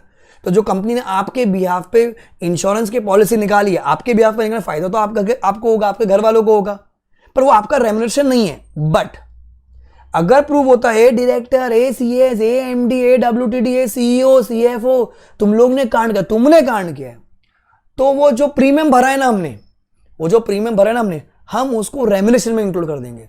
सो रेम्यूनरेशन में इंक्लूड करने से इसका मतलब फर्क क्या होगा, अज्यूम करो आपको 5 लाख रुपए हर महीने मिलता था, दैट्स मैक्सिमम कैपेसिटी, बराबर। अब आपका जो इंश्योरेंस अज्यूम करो 5,000 रुपए था, सो आइडियली 5 लाख 5,000 आपके नाम पे कंपनी के बुक्स में बुक होगा ना, 5 लाख तो आपके पास गया और 5,000 रुपया इंश्योरेंस कंपनी के पास गया आपके बिहाफ पे।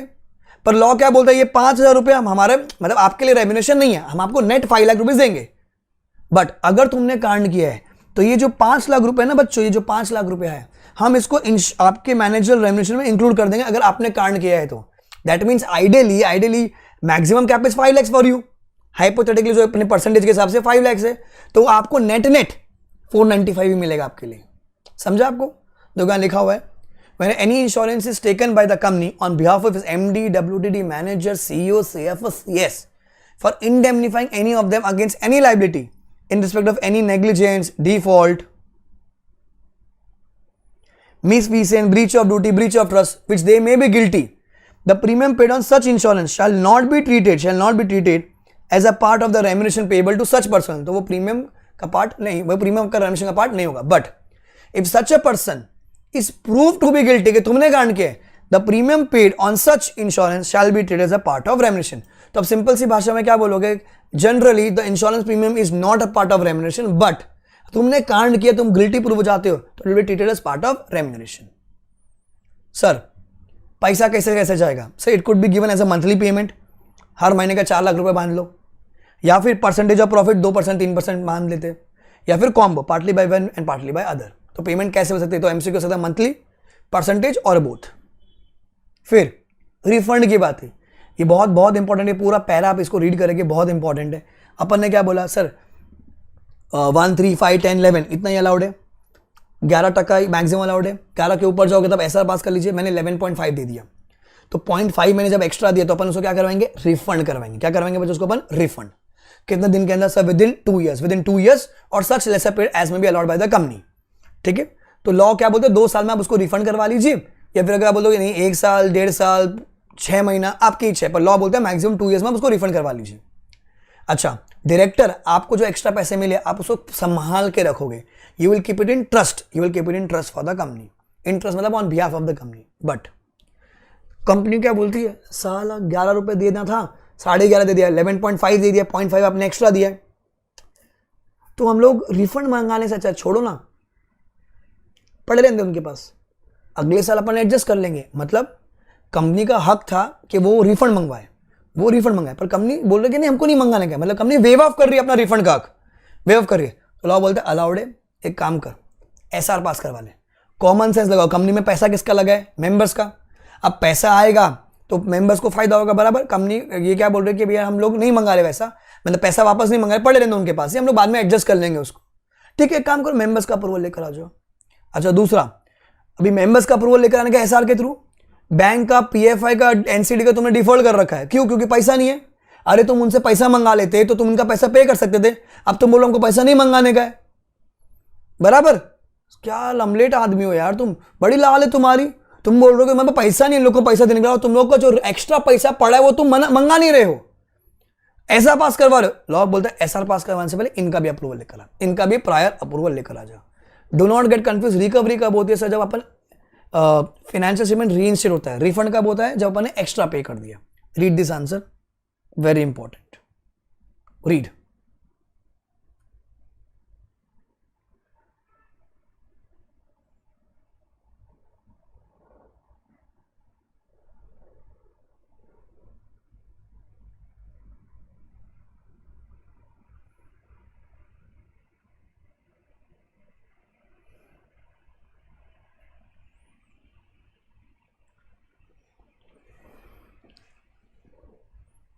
And let me know once you're done.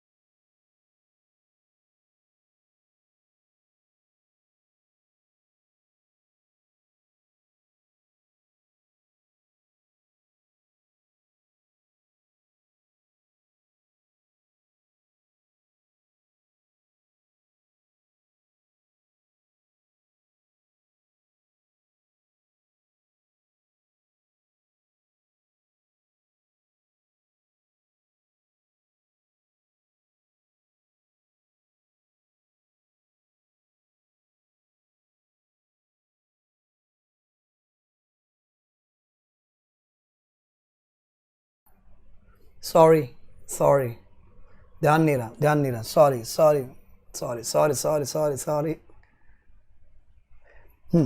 सो इधर देखो, अभी फटाक से एक बार स्क्रिबल कर लेते हैं।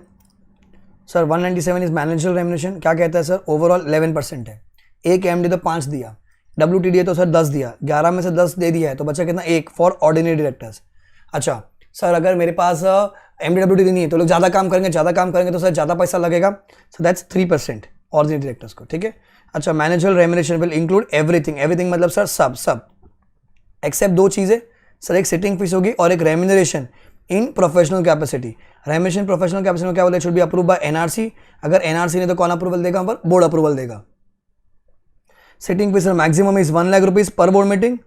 अच्छा, इंडिपेंडेंट डायरेक्टर को और वुमेन डायरेक्टर को आप उतना या उससे ज्यादा दीजिए, आप कम नहीं दे सकते। उतना या उससे ज्यादा दीजिए, कम नहीं दे सकते हो सर। फिर सिटिंग फीस में ध्यान रखना, और क्या था सिटिंग फीस, हाँ it is 1 lakh rupees per board meeting. Adjournment के टाइम पे एक ही बार मिलेगा, वीडियो वालों को भी मिलेगा, वीडियो वालों को भी मिलेगा। फिर इंश्योरेंस प्रीमियम जो पे किया है, इंश्योरेंस प्रीमियम जो पे किया it is not a part of remuneration, पर अगर गिल्टी हो जाएंगे तो it will be a part of remuneration, it will be part of remuneration. फिर वो क्या बोलता है, आपने एक्सेस दे दिया, एक्सेस रेम्यूनरेशन दे दिया, तो काम कीजिए आप उसको रिफंड मंगाइए। सर रिफंड कितने दिन में मंगाएंगे, सर विद इन 2 ईयर्स में आप रिफंड मंगाएंगे। अच्छा, अब अभी आपको रिफंड क्या करने का, आपको रिफंड वेव ऑफ करने का है, करो कोई दिक्कत नहीं है, कोई दिक्कत नहीं, क्या पास करवा लो, एसआर पास करवा लो, ठीक है। और सच लेसे पेड एज में be specified by the company, ठीक है। वेव ऑफ करवाना आप क्या करवा लीजिए, आप एसआर पास करवा लीजिए। सर एसआर पास करवाने से अगर आपने बैंकों का, पीएफआई का, एनसीडी का डिफॉल्ट कर रखा है, डिफॉल्ट कर रखा है तो उनका भी अप्रूवल ले लीजिए। क्लियर अभी तक? तो पूरा अपन ने स्क्रिबल कर लिया। आई होप चीजें are clear to you now.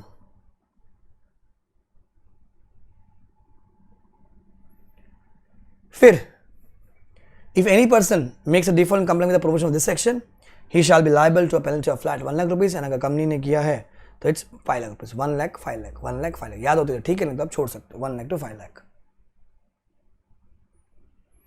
जय माता दी, लेट्स रॉक। लास्ट पार्ट फिर खत्म।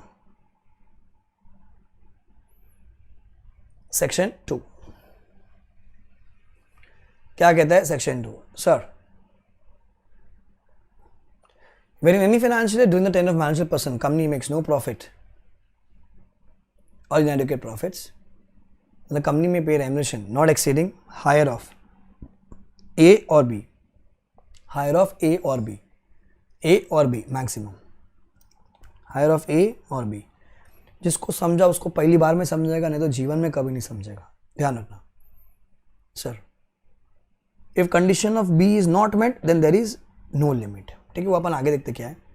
ए क्या कहता है, ए कहता है से पहले आप निकालिए इफेक्टिव कैपिटल। इफेक्टिव कैपिटल कैसे आएगा sir, negative to 5, 5 to 100, 100 to 50, 250 and above. क्या बोलते हैं, negative to 5, 5 to 100, 100 to 50, 250 and above. Negative to 5, 5 to 100, 100 to 50, 250 and above. Negative to 5, 5 to 100, 100 to 50, 250 and above.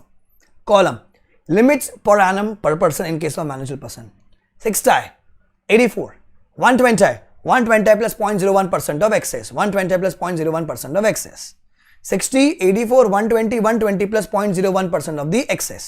ध्यान रखना इतना। अच्छा, फिर ये ऐड हुआ अभी लिमिट पर annum per person case of other directors. पहले कौन था, मैनेजर पर्सन। मैनेजर पर्सन कौन है बेटा, हमारा MD WTD manager, MD WTD manager.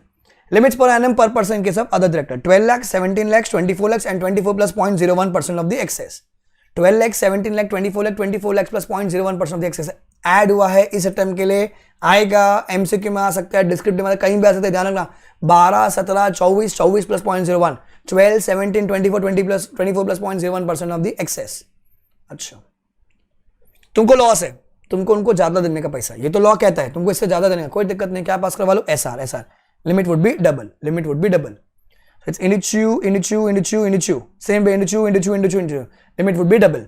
फिर वो क्या कहता है, अगर लेस देन 1 ईयर काम किया तो क्या करोगे, प्रो रेटा। जैसे फॉर एग्जांपल मैं बोलता हूं मेरा इफेक्टिव कैपिटल 80 करोड़ है। इफेक्टिव कैपिटल जब मेरा 80 करोड़ है तो मैं कितना दूंगा, 84 लाख दूंगा। अब किसी ने अगर 12 महीना काम किया है तो मैं उसको 84 लाख दूंगा, पर भाई साहब ने खाली 10 महीना ही काम किया तो अपन क्या कर देंगे, वहां पर प्रो रेटा दे देंगे। क्या दे देंगे अपन वहां पर, प्रो रेटा। सो 84 के लिए 12 मंथ्स, मतलब 84 लाख फॉर 12 मंथ्स और 10 महीने के लिए हाउ मच, तो क्रॉस मल्टीप्लाई करके, ठीक है। सो क्या कहते हैं सर, पहले आप अगर लॉस हो रहा है आपको, या तो आपके पास पैसा नहीं है, पैसा है तो पैसा कम है, तो क्या करोगे सर, आप निकालोगे इफेक्टिव कैपिटल। इफेक्टिव कैपिटल क्या बोलते हैं, negative to 5, 5 to 100, 100 to 50, 250 above. Column 60, 84, 120, 120 plus 0.01% of the excess. अच्छा, फिर 12, 17, 24, 24 प्लस 0.01% ऑफ द एक्सेस। फिर अगर एसआर पास करो तो limit would be double, and अगर लेस देन 1 ईयर तो पूरा हटा दिया जाएगा।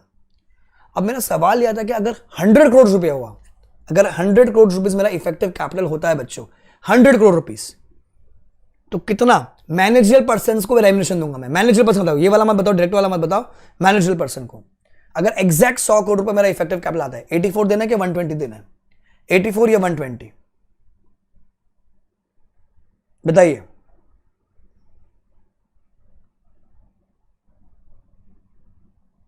$84 या 120?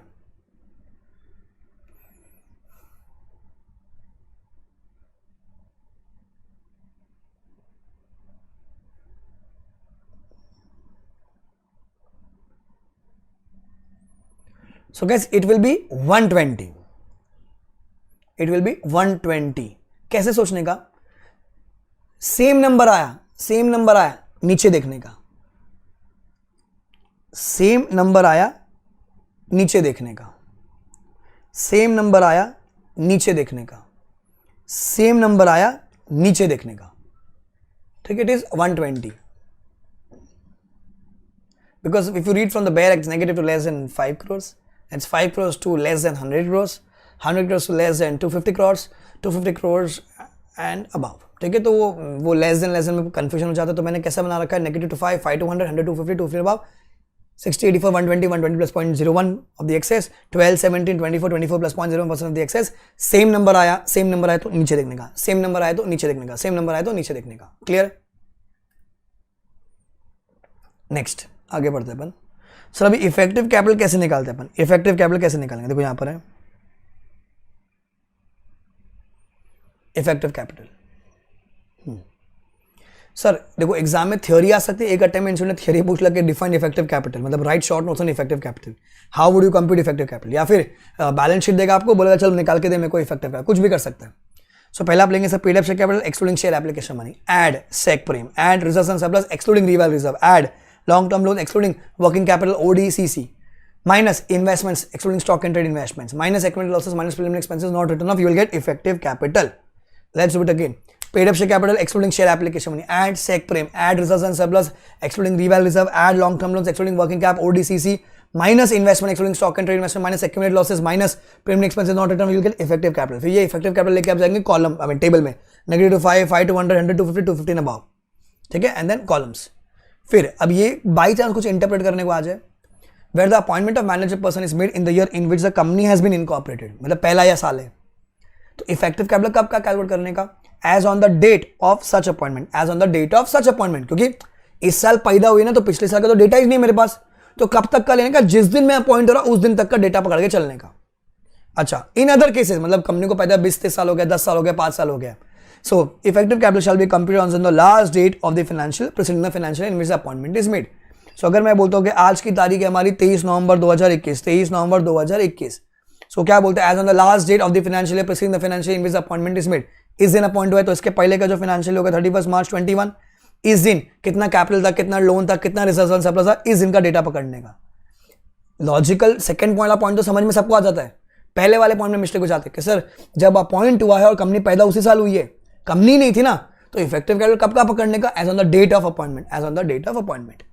फिर remuneration payable by companies having, sorry, if 197 is contravened, officer shall be liable to penalty of 1 lakh rupees, company penalty of 5 lakh rupees। Upon already पढ़ चुके हैं, 1 lakh and 5 lakh ऑलरेडी पढ़ चुके हैं।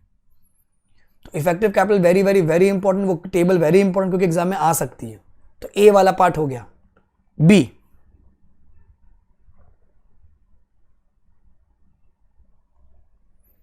बी क्या कहता है? इट सेज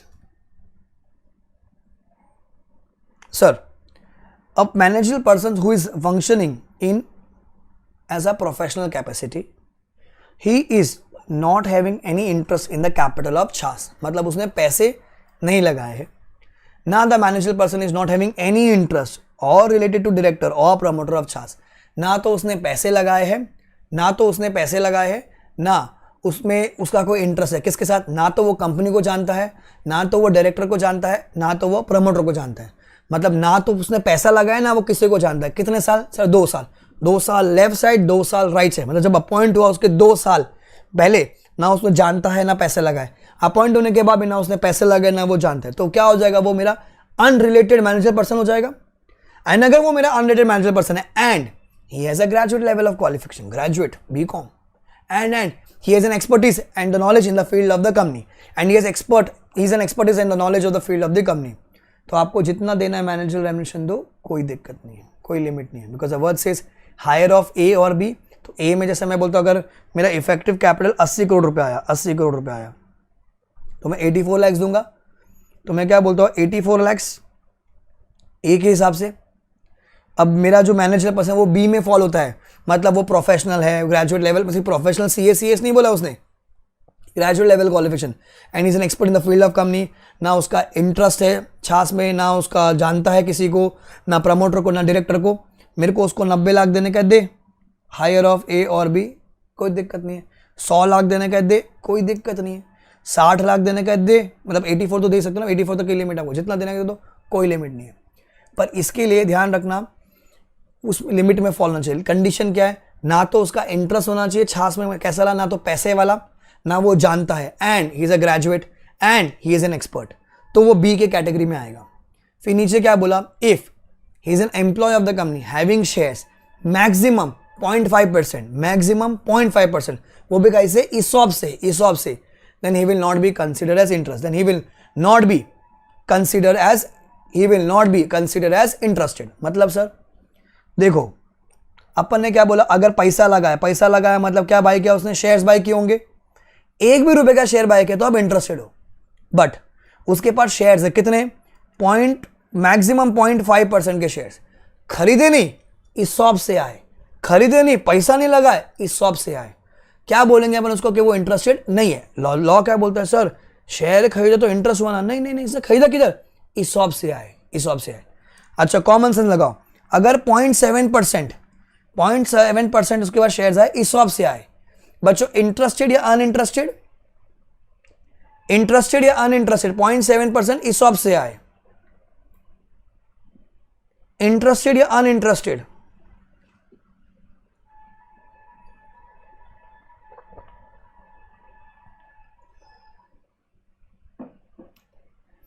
.7% ESOP से आए।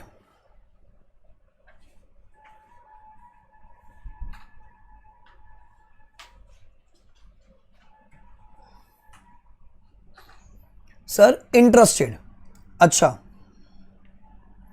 अगर 0.4% शेयर्स बाय किए,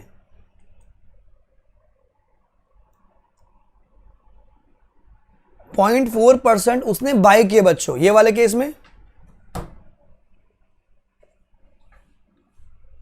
सर जब उसने 0.4% शेयर्स बाय किए सर, स्टिल वो क्या हो जाएगा, वो इंटरेस्टेड हो जाएगा। एंड अगर वो इंटरेस्टेड होगा तो वो बी में फॉल नहीं होगा। तो अगर वो बी में फॉल नहीं होगा तो बी की लिमिट कितनी हो जाएगी मेरी बच्चों, अगर वो बी में फॉल नहीं होगा तो बी में तो 0 हो जाएगा उसका, क्योंकि मैं बी के हिसाब से नहीं दे सकता उसको, क्योंकि बी में वो फॉल नहीं हुआ है। तो फिर अपन ए के हिसाब से देंगे, तो ए और B whichever is higher, A दे दीजिए अब उसको। फिर ध्यान रखना, मैं वापस से रिपीट करता हूं इस चीज को। वो क्या बोलता है, अगर मैनेजरियल पर्सन है आपका, वो कौन से कैपेसिटी में, प्रोफेशनल कैपेसिटी में, एंड उसका इंटरेस्ट नहीं है किस में, पूरे छाछ में, छाछ मतलब कंपनी होल्डिंग एसोसिएशन, पूरे ग्रुप में इसका कोई रिश्ता नहीं है, मतलब उसने पैसा नहीं लगाया, ना वो किसी को जानता, ना तो वो प्रमोटर को जानता, ना वो डायरेक्टर को जानता। कितने साल का दिखने का, 2 साल लेफ्ट साइड, 2 साल राइट साइड, टेक्निकली 4 साल।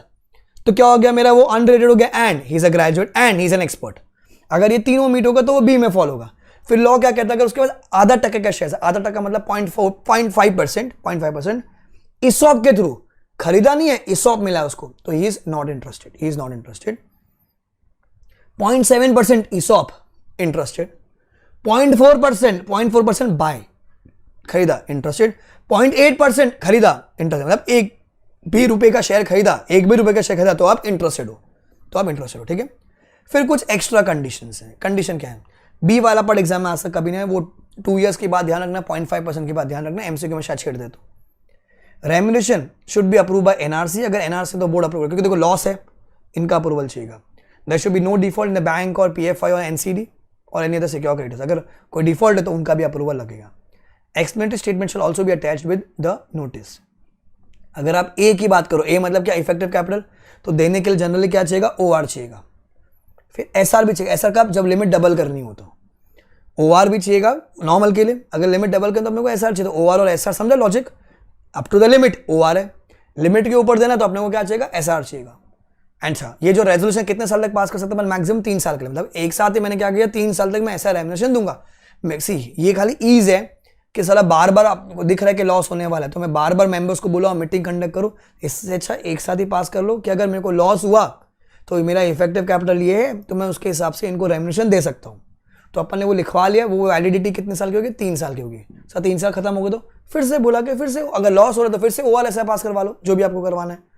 कंडीशन बी के लिए हमेशा क्या पास होगा? SR पास होगा। कंडीशन बी के लिए हमेशा क्या पास होगा? SR पास होगा। ए के लिए ORSR, up to the limit OR है, अबाव द लिमिट डबल के लिए SR है। किसी ने मुझसे चैट में पूछा था सर डबल के ऊपर देना तो अलाउड ही नहीं है अभी तक तो अलाउड नहीं, बाकी 2 महीने बाद, 6 महीने बाद, साल बाद कोई लॉ में चेंज आती है बात अलग, अभी अलाउड नहीं है। अच्छा, बी में हमेशा SR पास होगा, बी में हमेशा SR पास होगा। ठीक है, लेट्स रिवाइज इट अगेन, ठीक है। सर पैसा नहीं है या पैसा कम है, तो मेरे को ए और बी विच इज हायर करना है। ए में क्या निकालना है? Effective capital, negative to 5, 5 to 100, 100 to 50, 250 above. फिर कॉलम 60, 84, 120, 120 प्लस 0.01% ऑफ एक्सेस। इधर 12, 17, 24, 24 प्लस 0.01% ऑफ एक्सेस। SR पास तो लिमिट डबल, प्रो रेट है तो लेस देन 1 ईयर। अच्छा, ध्यान रखना सर, इफेक्टिव कैपिटल कैसे निकालेंगे? पेड अप से capital, add securities premium, paid up से कैपिटल में एक्सक्लूडिंग अपना है शेयर एप्लीकेशन में, add sec prem, add reserves and surplus excluding reval, add long-term loans excluding working cap ODCC minus investment excluding stock and trade minus criminal expenses not written off minus accumulated losses will give me effective capital। अच्छा, company इसी साल पैदा हुई तो जिस दिन appoint करो उस दिन का इफेक्टिव कैपिटल पकड़ने का। बहुत साल पहले पैदा हो गए तो पिछले साल का 31 मार्च पकड़ने का। ठीक है। अच्छा, बी में क्या बोलते हैं? तो प्रोफेशनल होना चाहिए, प्रोफेशनल को भी डिफाइन किया वो लोग ने, कोई इंटरेस्ट नहीं होना चाहिए, ना पैसा लगाया हो, ना वो जानता हो, एंड वो ग्रेजुएट हो, एंड वो एक्सपर्ट हो। कितना साल? 2 साल लेफ्ट साइड, 2 साल राइट साइड चेक करना है। इस सॉप के थ्रू आया, मैक्सिमम 0.5%, ही इज अनइंटरेस्टेड। अच्छा, अगर ए में दे रहे हो आप, ए में तो अपने को ORSR चाहिए, OR up to the limit double के लिए SR। अगर SR पास कर रहे हो, ठीक है, SR पास करो तो भैया डिफॉल्ट करके इन लोग का भी अप्रूवल लेकर आ जाओ। नंबर 2 में SR पास कर रहे हो, एंड ये जो वैलिडिटी है कितने साल के लिए? 3 साल के लिए वैलिड रहेंगे। रेजोल्यूशन खत्म हो गया, वापस से करवा लीजिए, बट एक टाइम पे 3 साल की वैलिडिटी मिलेगी आपको। क्लियर? फिर आपकी बुक में ऐसा कुछ मिलेगा, remuneration payable by companies having no profit और inadequate profit in certain special circumstances. तो उसमें कुछ पॉइंट्स है, मैं खाली आपको इंपॉर्टेंट वाले करा देता हूँ। 4 मिलेंगे आपको, जिसमें से ए RTP वाला पॉइंट होता है, ए। डी वाला है वो अभी ओमिट हो गया है, डी वाला है वो ओमिट हो गया, खाली बी और सी आपको देखना भी, बी और सी देखना, वो शेड्यूल 5 के वहां पर आपको मिलेगा। It says whether company is a newly incorporated company for a period of 7 years, newly incorporated company 7 years, sick company for the period of 5 years जिसकी स्कीम BIFI ने रिवाइव कर दी है, या फिर कंपनी जिसका resolution plan has been approved by NCLT for the period of 5 years. तो देखो, न्यूली इनकॉर्पोरेटेड 7 साल, सिक कंपनी 5 साल, ऐसी कंपनी जिसका प्लान अप्रूव हो गया 5 साल तक। इट में पे, अच्छा एंड लॉस है, इनको लॉस है। इट में pay any remuneration to the manager person और अदर डायरेक्टर्स, मतलब जितना देना है दो, कोई लिमिट नहीं है। किस किस को? सिक वापस बोलते हैं, न्यूली इनकॉर्पोरेटेड कंपनी 7 साल तक, सिक कंपनी 5 साल तक, ऐसी कंपनी जिसका प्लान अप्रूव हुआ है 5 साल तक, एंड इन लोग को लॉस है, तो इनको जितना देना है दो, कोई दिक्कत नहीं। तो वो अपने को टाइम पास इफेक्टिव कैपिटल वो बी कैटेगरी निकालने की कोई जरूरत नहीं, जितना देना है दो। मैनेजर पर्सन को भी जितना दे सकते हैं, एंड अदर डायरेक्टर्स को भी जितना देना है दो। Sir whether remuneration of a manager person और the director exceeds the limit given section 2, मतलब इफेक्टिव कैपिटल वाली लिमिट एक्सीड कर रही है, but that remuneration has been fixed by BIFR या NCLT, जितना देने का दो, कोई दिक्कत नहीं है, जितना देने का दो, कोई दिक्कत नहीं। सो बोला, ध्यान रखना, ये चारों पॉइंट हो गए बेसिकली। न्यूली इनकॉर्पोरेट 7 साल तक, सिक कंपनी 5 साल तक, NCLT में प्लान अप्रूव है 5 साल तक, जितना देने का है दो। अच्छा, आपका जो रेम्युनरेशन है किसने डिसाइड कर रखा है? BIFR ने, NCLT ने बोला है, माई बाप है, जितना देना है दो, कोई लिमिट नहीं है, जितना देना है दो, कोई लिमिट नहीं है। सो ए और डी तो ओमिट हो चुका है अभी, ए खाली रीड कर लेना, कुछ काम करने से। मेन बी और सी MCQ में खेल सकता है, MCQ में।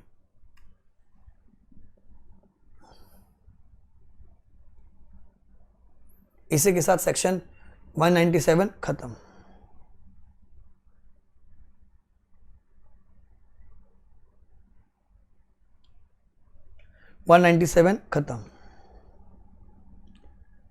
Let's recall all this section.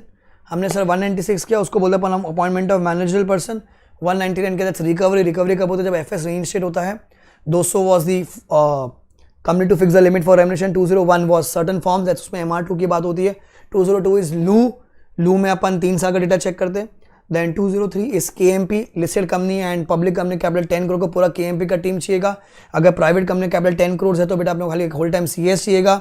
KMP में कौन बैठता है? CEO और MD और मैनेजर और CA और WDD and CFO and CS। ठीक है, अच्छा ध्यान रखना, मैं 2 कंपनी में KMP बन सकता हूँ, सेकंड कंपनी सब्सिडरी होनी चाहिए। मैं 2 कंपनी में MD बन सकता हूँ, सेकंड कंपनी कोई भी चलेगी, पर यूनानिमस BR चाहिएगा मेरे को एंड एजेंडा देना पड़ेगा आपको। सर 203 KMP का 204 सेक्रेटरी ऑडिट लिस्टेड को एप्लीकेबल पब्लिक में कैपिटल 50 करोड़ और टर्नओवर 250 करोड़ का and every company having loan of minimum 100 crore. Loan का डेटा मतलब all 3 data has to be checked on 31 March. MR3 में सेक्रेटरी ऑडिट रिपोर्ट देगा, पेनल्टी 2 लाख रुपए की है। फिर 205 फंक्शन ऑफ CS बेकार सा सेक्शन है, मतलब अपने सिलेबस में कुछ काम का नहीं है वो। एंड CS के कोई एग्जाम दे रहे हो तो उनके लिए काम का होगा, हमारे CA के एग्जाम में काम का नहीं है। Then 197 is basically manager emission. 2 बातें होती है, प्रॉफिट वाली और लॉस वाली। प्रॉफिट है तो फिर ओवरऑल इज 11, एक MD तो 5, अगर WDD में तो 10, चिंदी वालों को 1%, अगर MD नहीं है तो 3%। अच्छा ज़्यादा देने का तो SR पास कर लीजिए, कोई दिक्कत नहीं, ज़्यादा देने का तो SR पास कर लीजिए। बट अगर लोगों का नुकसान कर रखा आपने, बैंकों का पैसा नहीं दिया है, NCD वालों का पैसा नहीं दिया, सिक्योर क्रेडिटर का पैसा नहीं दिया, तो एक काम करो उनका भी अप्रूवल लेकर आओ। अच्छा manager रेमिशन will include everything accept 2 चीज़ें, sitting fees and रेमिशन professional capacity. Sitting fees 1 lakh रुपया पर board meeting. Independent director women director उतना या उससे ज़्यादा दे सकते तो कम ले सकते हैं। वीडियो कॉन्फ्रेंसिंग वाले को मिलेगा, एडजॉन बोर्ड मीटिंग में एक ही बार मिलेगा आपको। फिर रेमिशन professional capital should be approve bye NRC, अगर NRC है तो, अगर NRC तो बोर्ड अप्रूव है तभी मिलेगा आपको। ठीक है, इंश्योरेंस प्रीमियम जनरली पार्ट नहीं होता, बट अगर आप गिल्टी हो तो इंश्योरेंस प्रीमियम पार्ट हो जाएगा रेमिशन का। एक्सेस रेमिशन है वो आप रिफंड करा सकते हो विद इन 2 ईयर्स और such lesser period as may specified by the company. अच्छा रिफंड को अब कंपनी वेव ऑफ करना चाहते क्या करो, ऐसा पास करवा लो, बट अगर ये लोगों का डिफॉल्ट करके उनका भी अप्रूवल लगेगा। सर मेरे पास पैसे नहीं है या पैसे कम है, तो मेरे को इफेक्टिव कैपिटल अब B जो मैनेजर प्रोफेशनल कैपिटल वाला है वो देखना होगा, विच एवर इज हायर। ठीक है, सॉरी इफेक्टिव कैपिटल क्या है? -5, 5 to 100, 100 to 50, 250 above and column. उधर 60, 84, 120, 120 प्लस 0.01% ऑफ एक्सेस। इधर 12, 17, 24, 24 प्लस 0.01% ऑफ एक्सेस। ठीक है, SR पास का तो लिमिट डबल हो जाएगी। लेस देन 1 ईयर काम किया तो प्रो रेटा दिया जाएगा। फिर manager person in professional capacity है 2 साल तक, लेफ्ट साइड 2 साल, राइट साइड 2 साल। ना तो उसका कोई इंटरेस्ट होगा छास में, मतलब पैसा नहीं लगाया है, ना वो प्रमोटर को जानता, ना वो डायरेक्टर को, ना किसी को नहीं जानता वो। अच्छा लेफ्ट साइड 2 साल, राइट साइड 2 साल, बराबर। And you should be a graduate and you should be an expert, तो वो B में फॉलो हो सकता है। सो A और B whichever is higher. But अगर उसके पास शेयर्स है, किसके थ्रू है? ESOP के थ्रू, वो भी मैक्सिमम 0.5%, तो ही इज अनइंटरेस्टेड। ठीक है, तो अगर A के कैटेगरी तो आप OR दोगे, डबल करना है तो आप SR पास करा लोगे, उसकी वैलिडिटी 3 साल। B में फॉलो तो हमेशा SR लगेगा, वैलिडिटी 3 साल, वैलिडिटी 3 साल। ठीक है, देन फिर इफेक्टिव कैपिटल अपन ने देखा था। फिर अपन ने देखा कि वो 4 स्पेशल पॉइंट, तो A और D हट जाएंगे, B और C में सिक नहीं न्यूली इनकॉर्पोरेटेड कंपनी 7 साल तक, सिक कंपनी 5 साल तक, NCLT में जिसमें प्लान अप्रूव हुआ है आपका 5 साल तक, जितना देना है 2, कोई दिक्कत नहीं है। अच्छा अगर आपका रेमिनेशन BI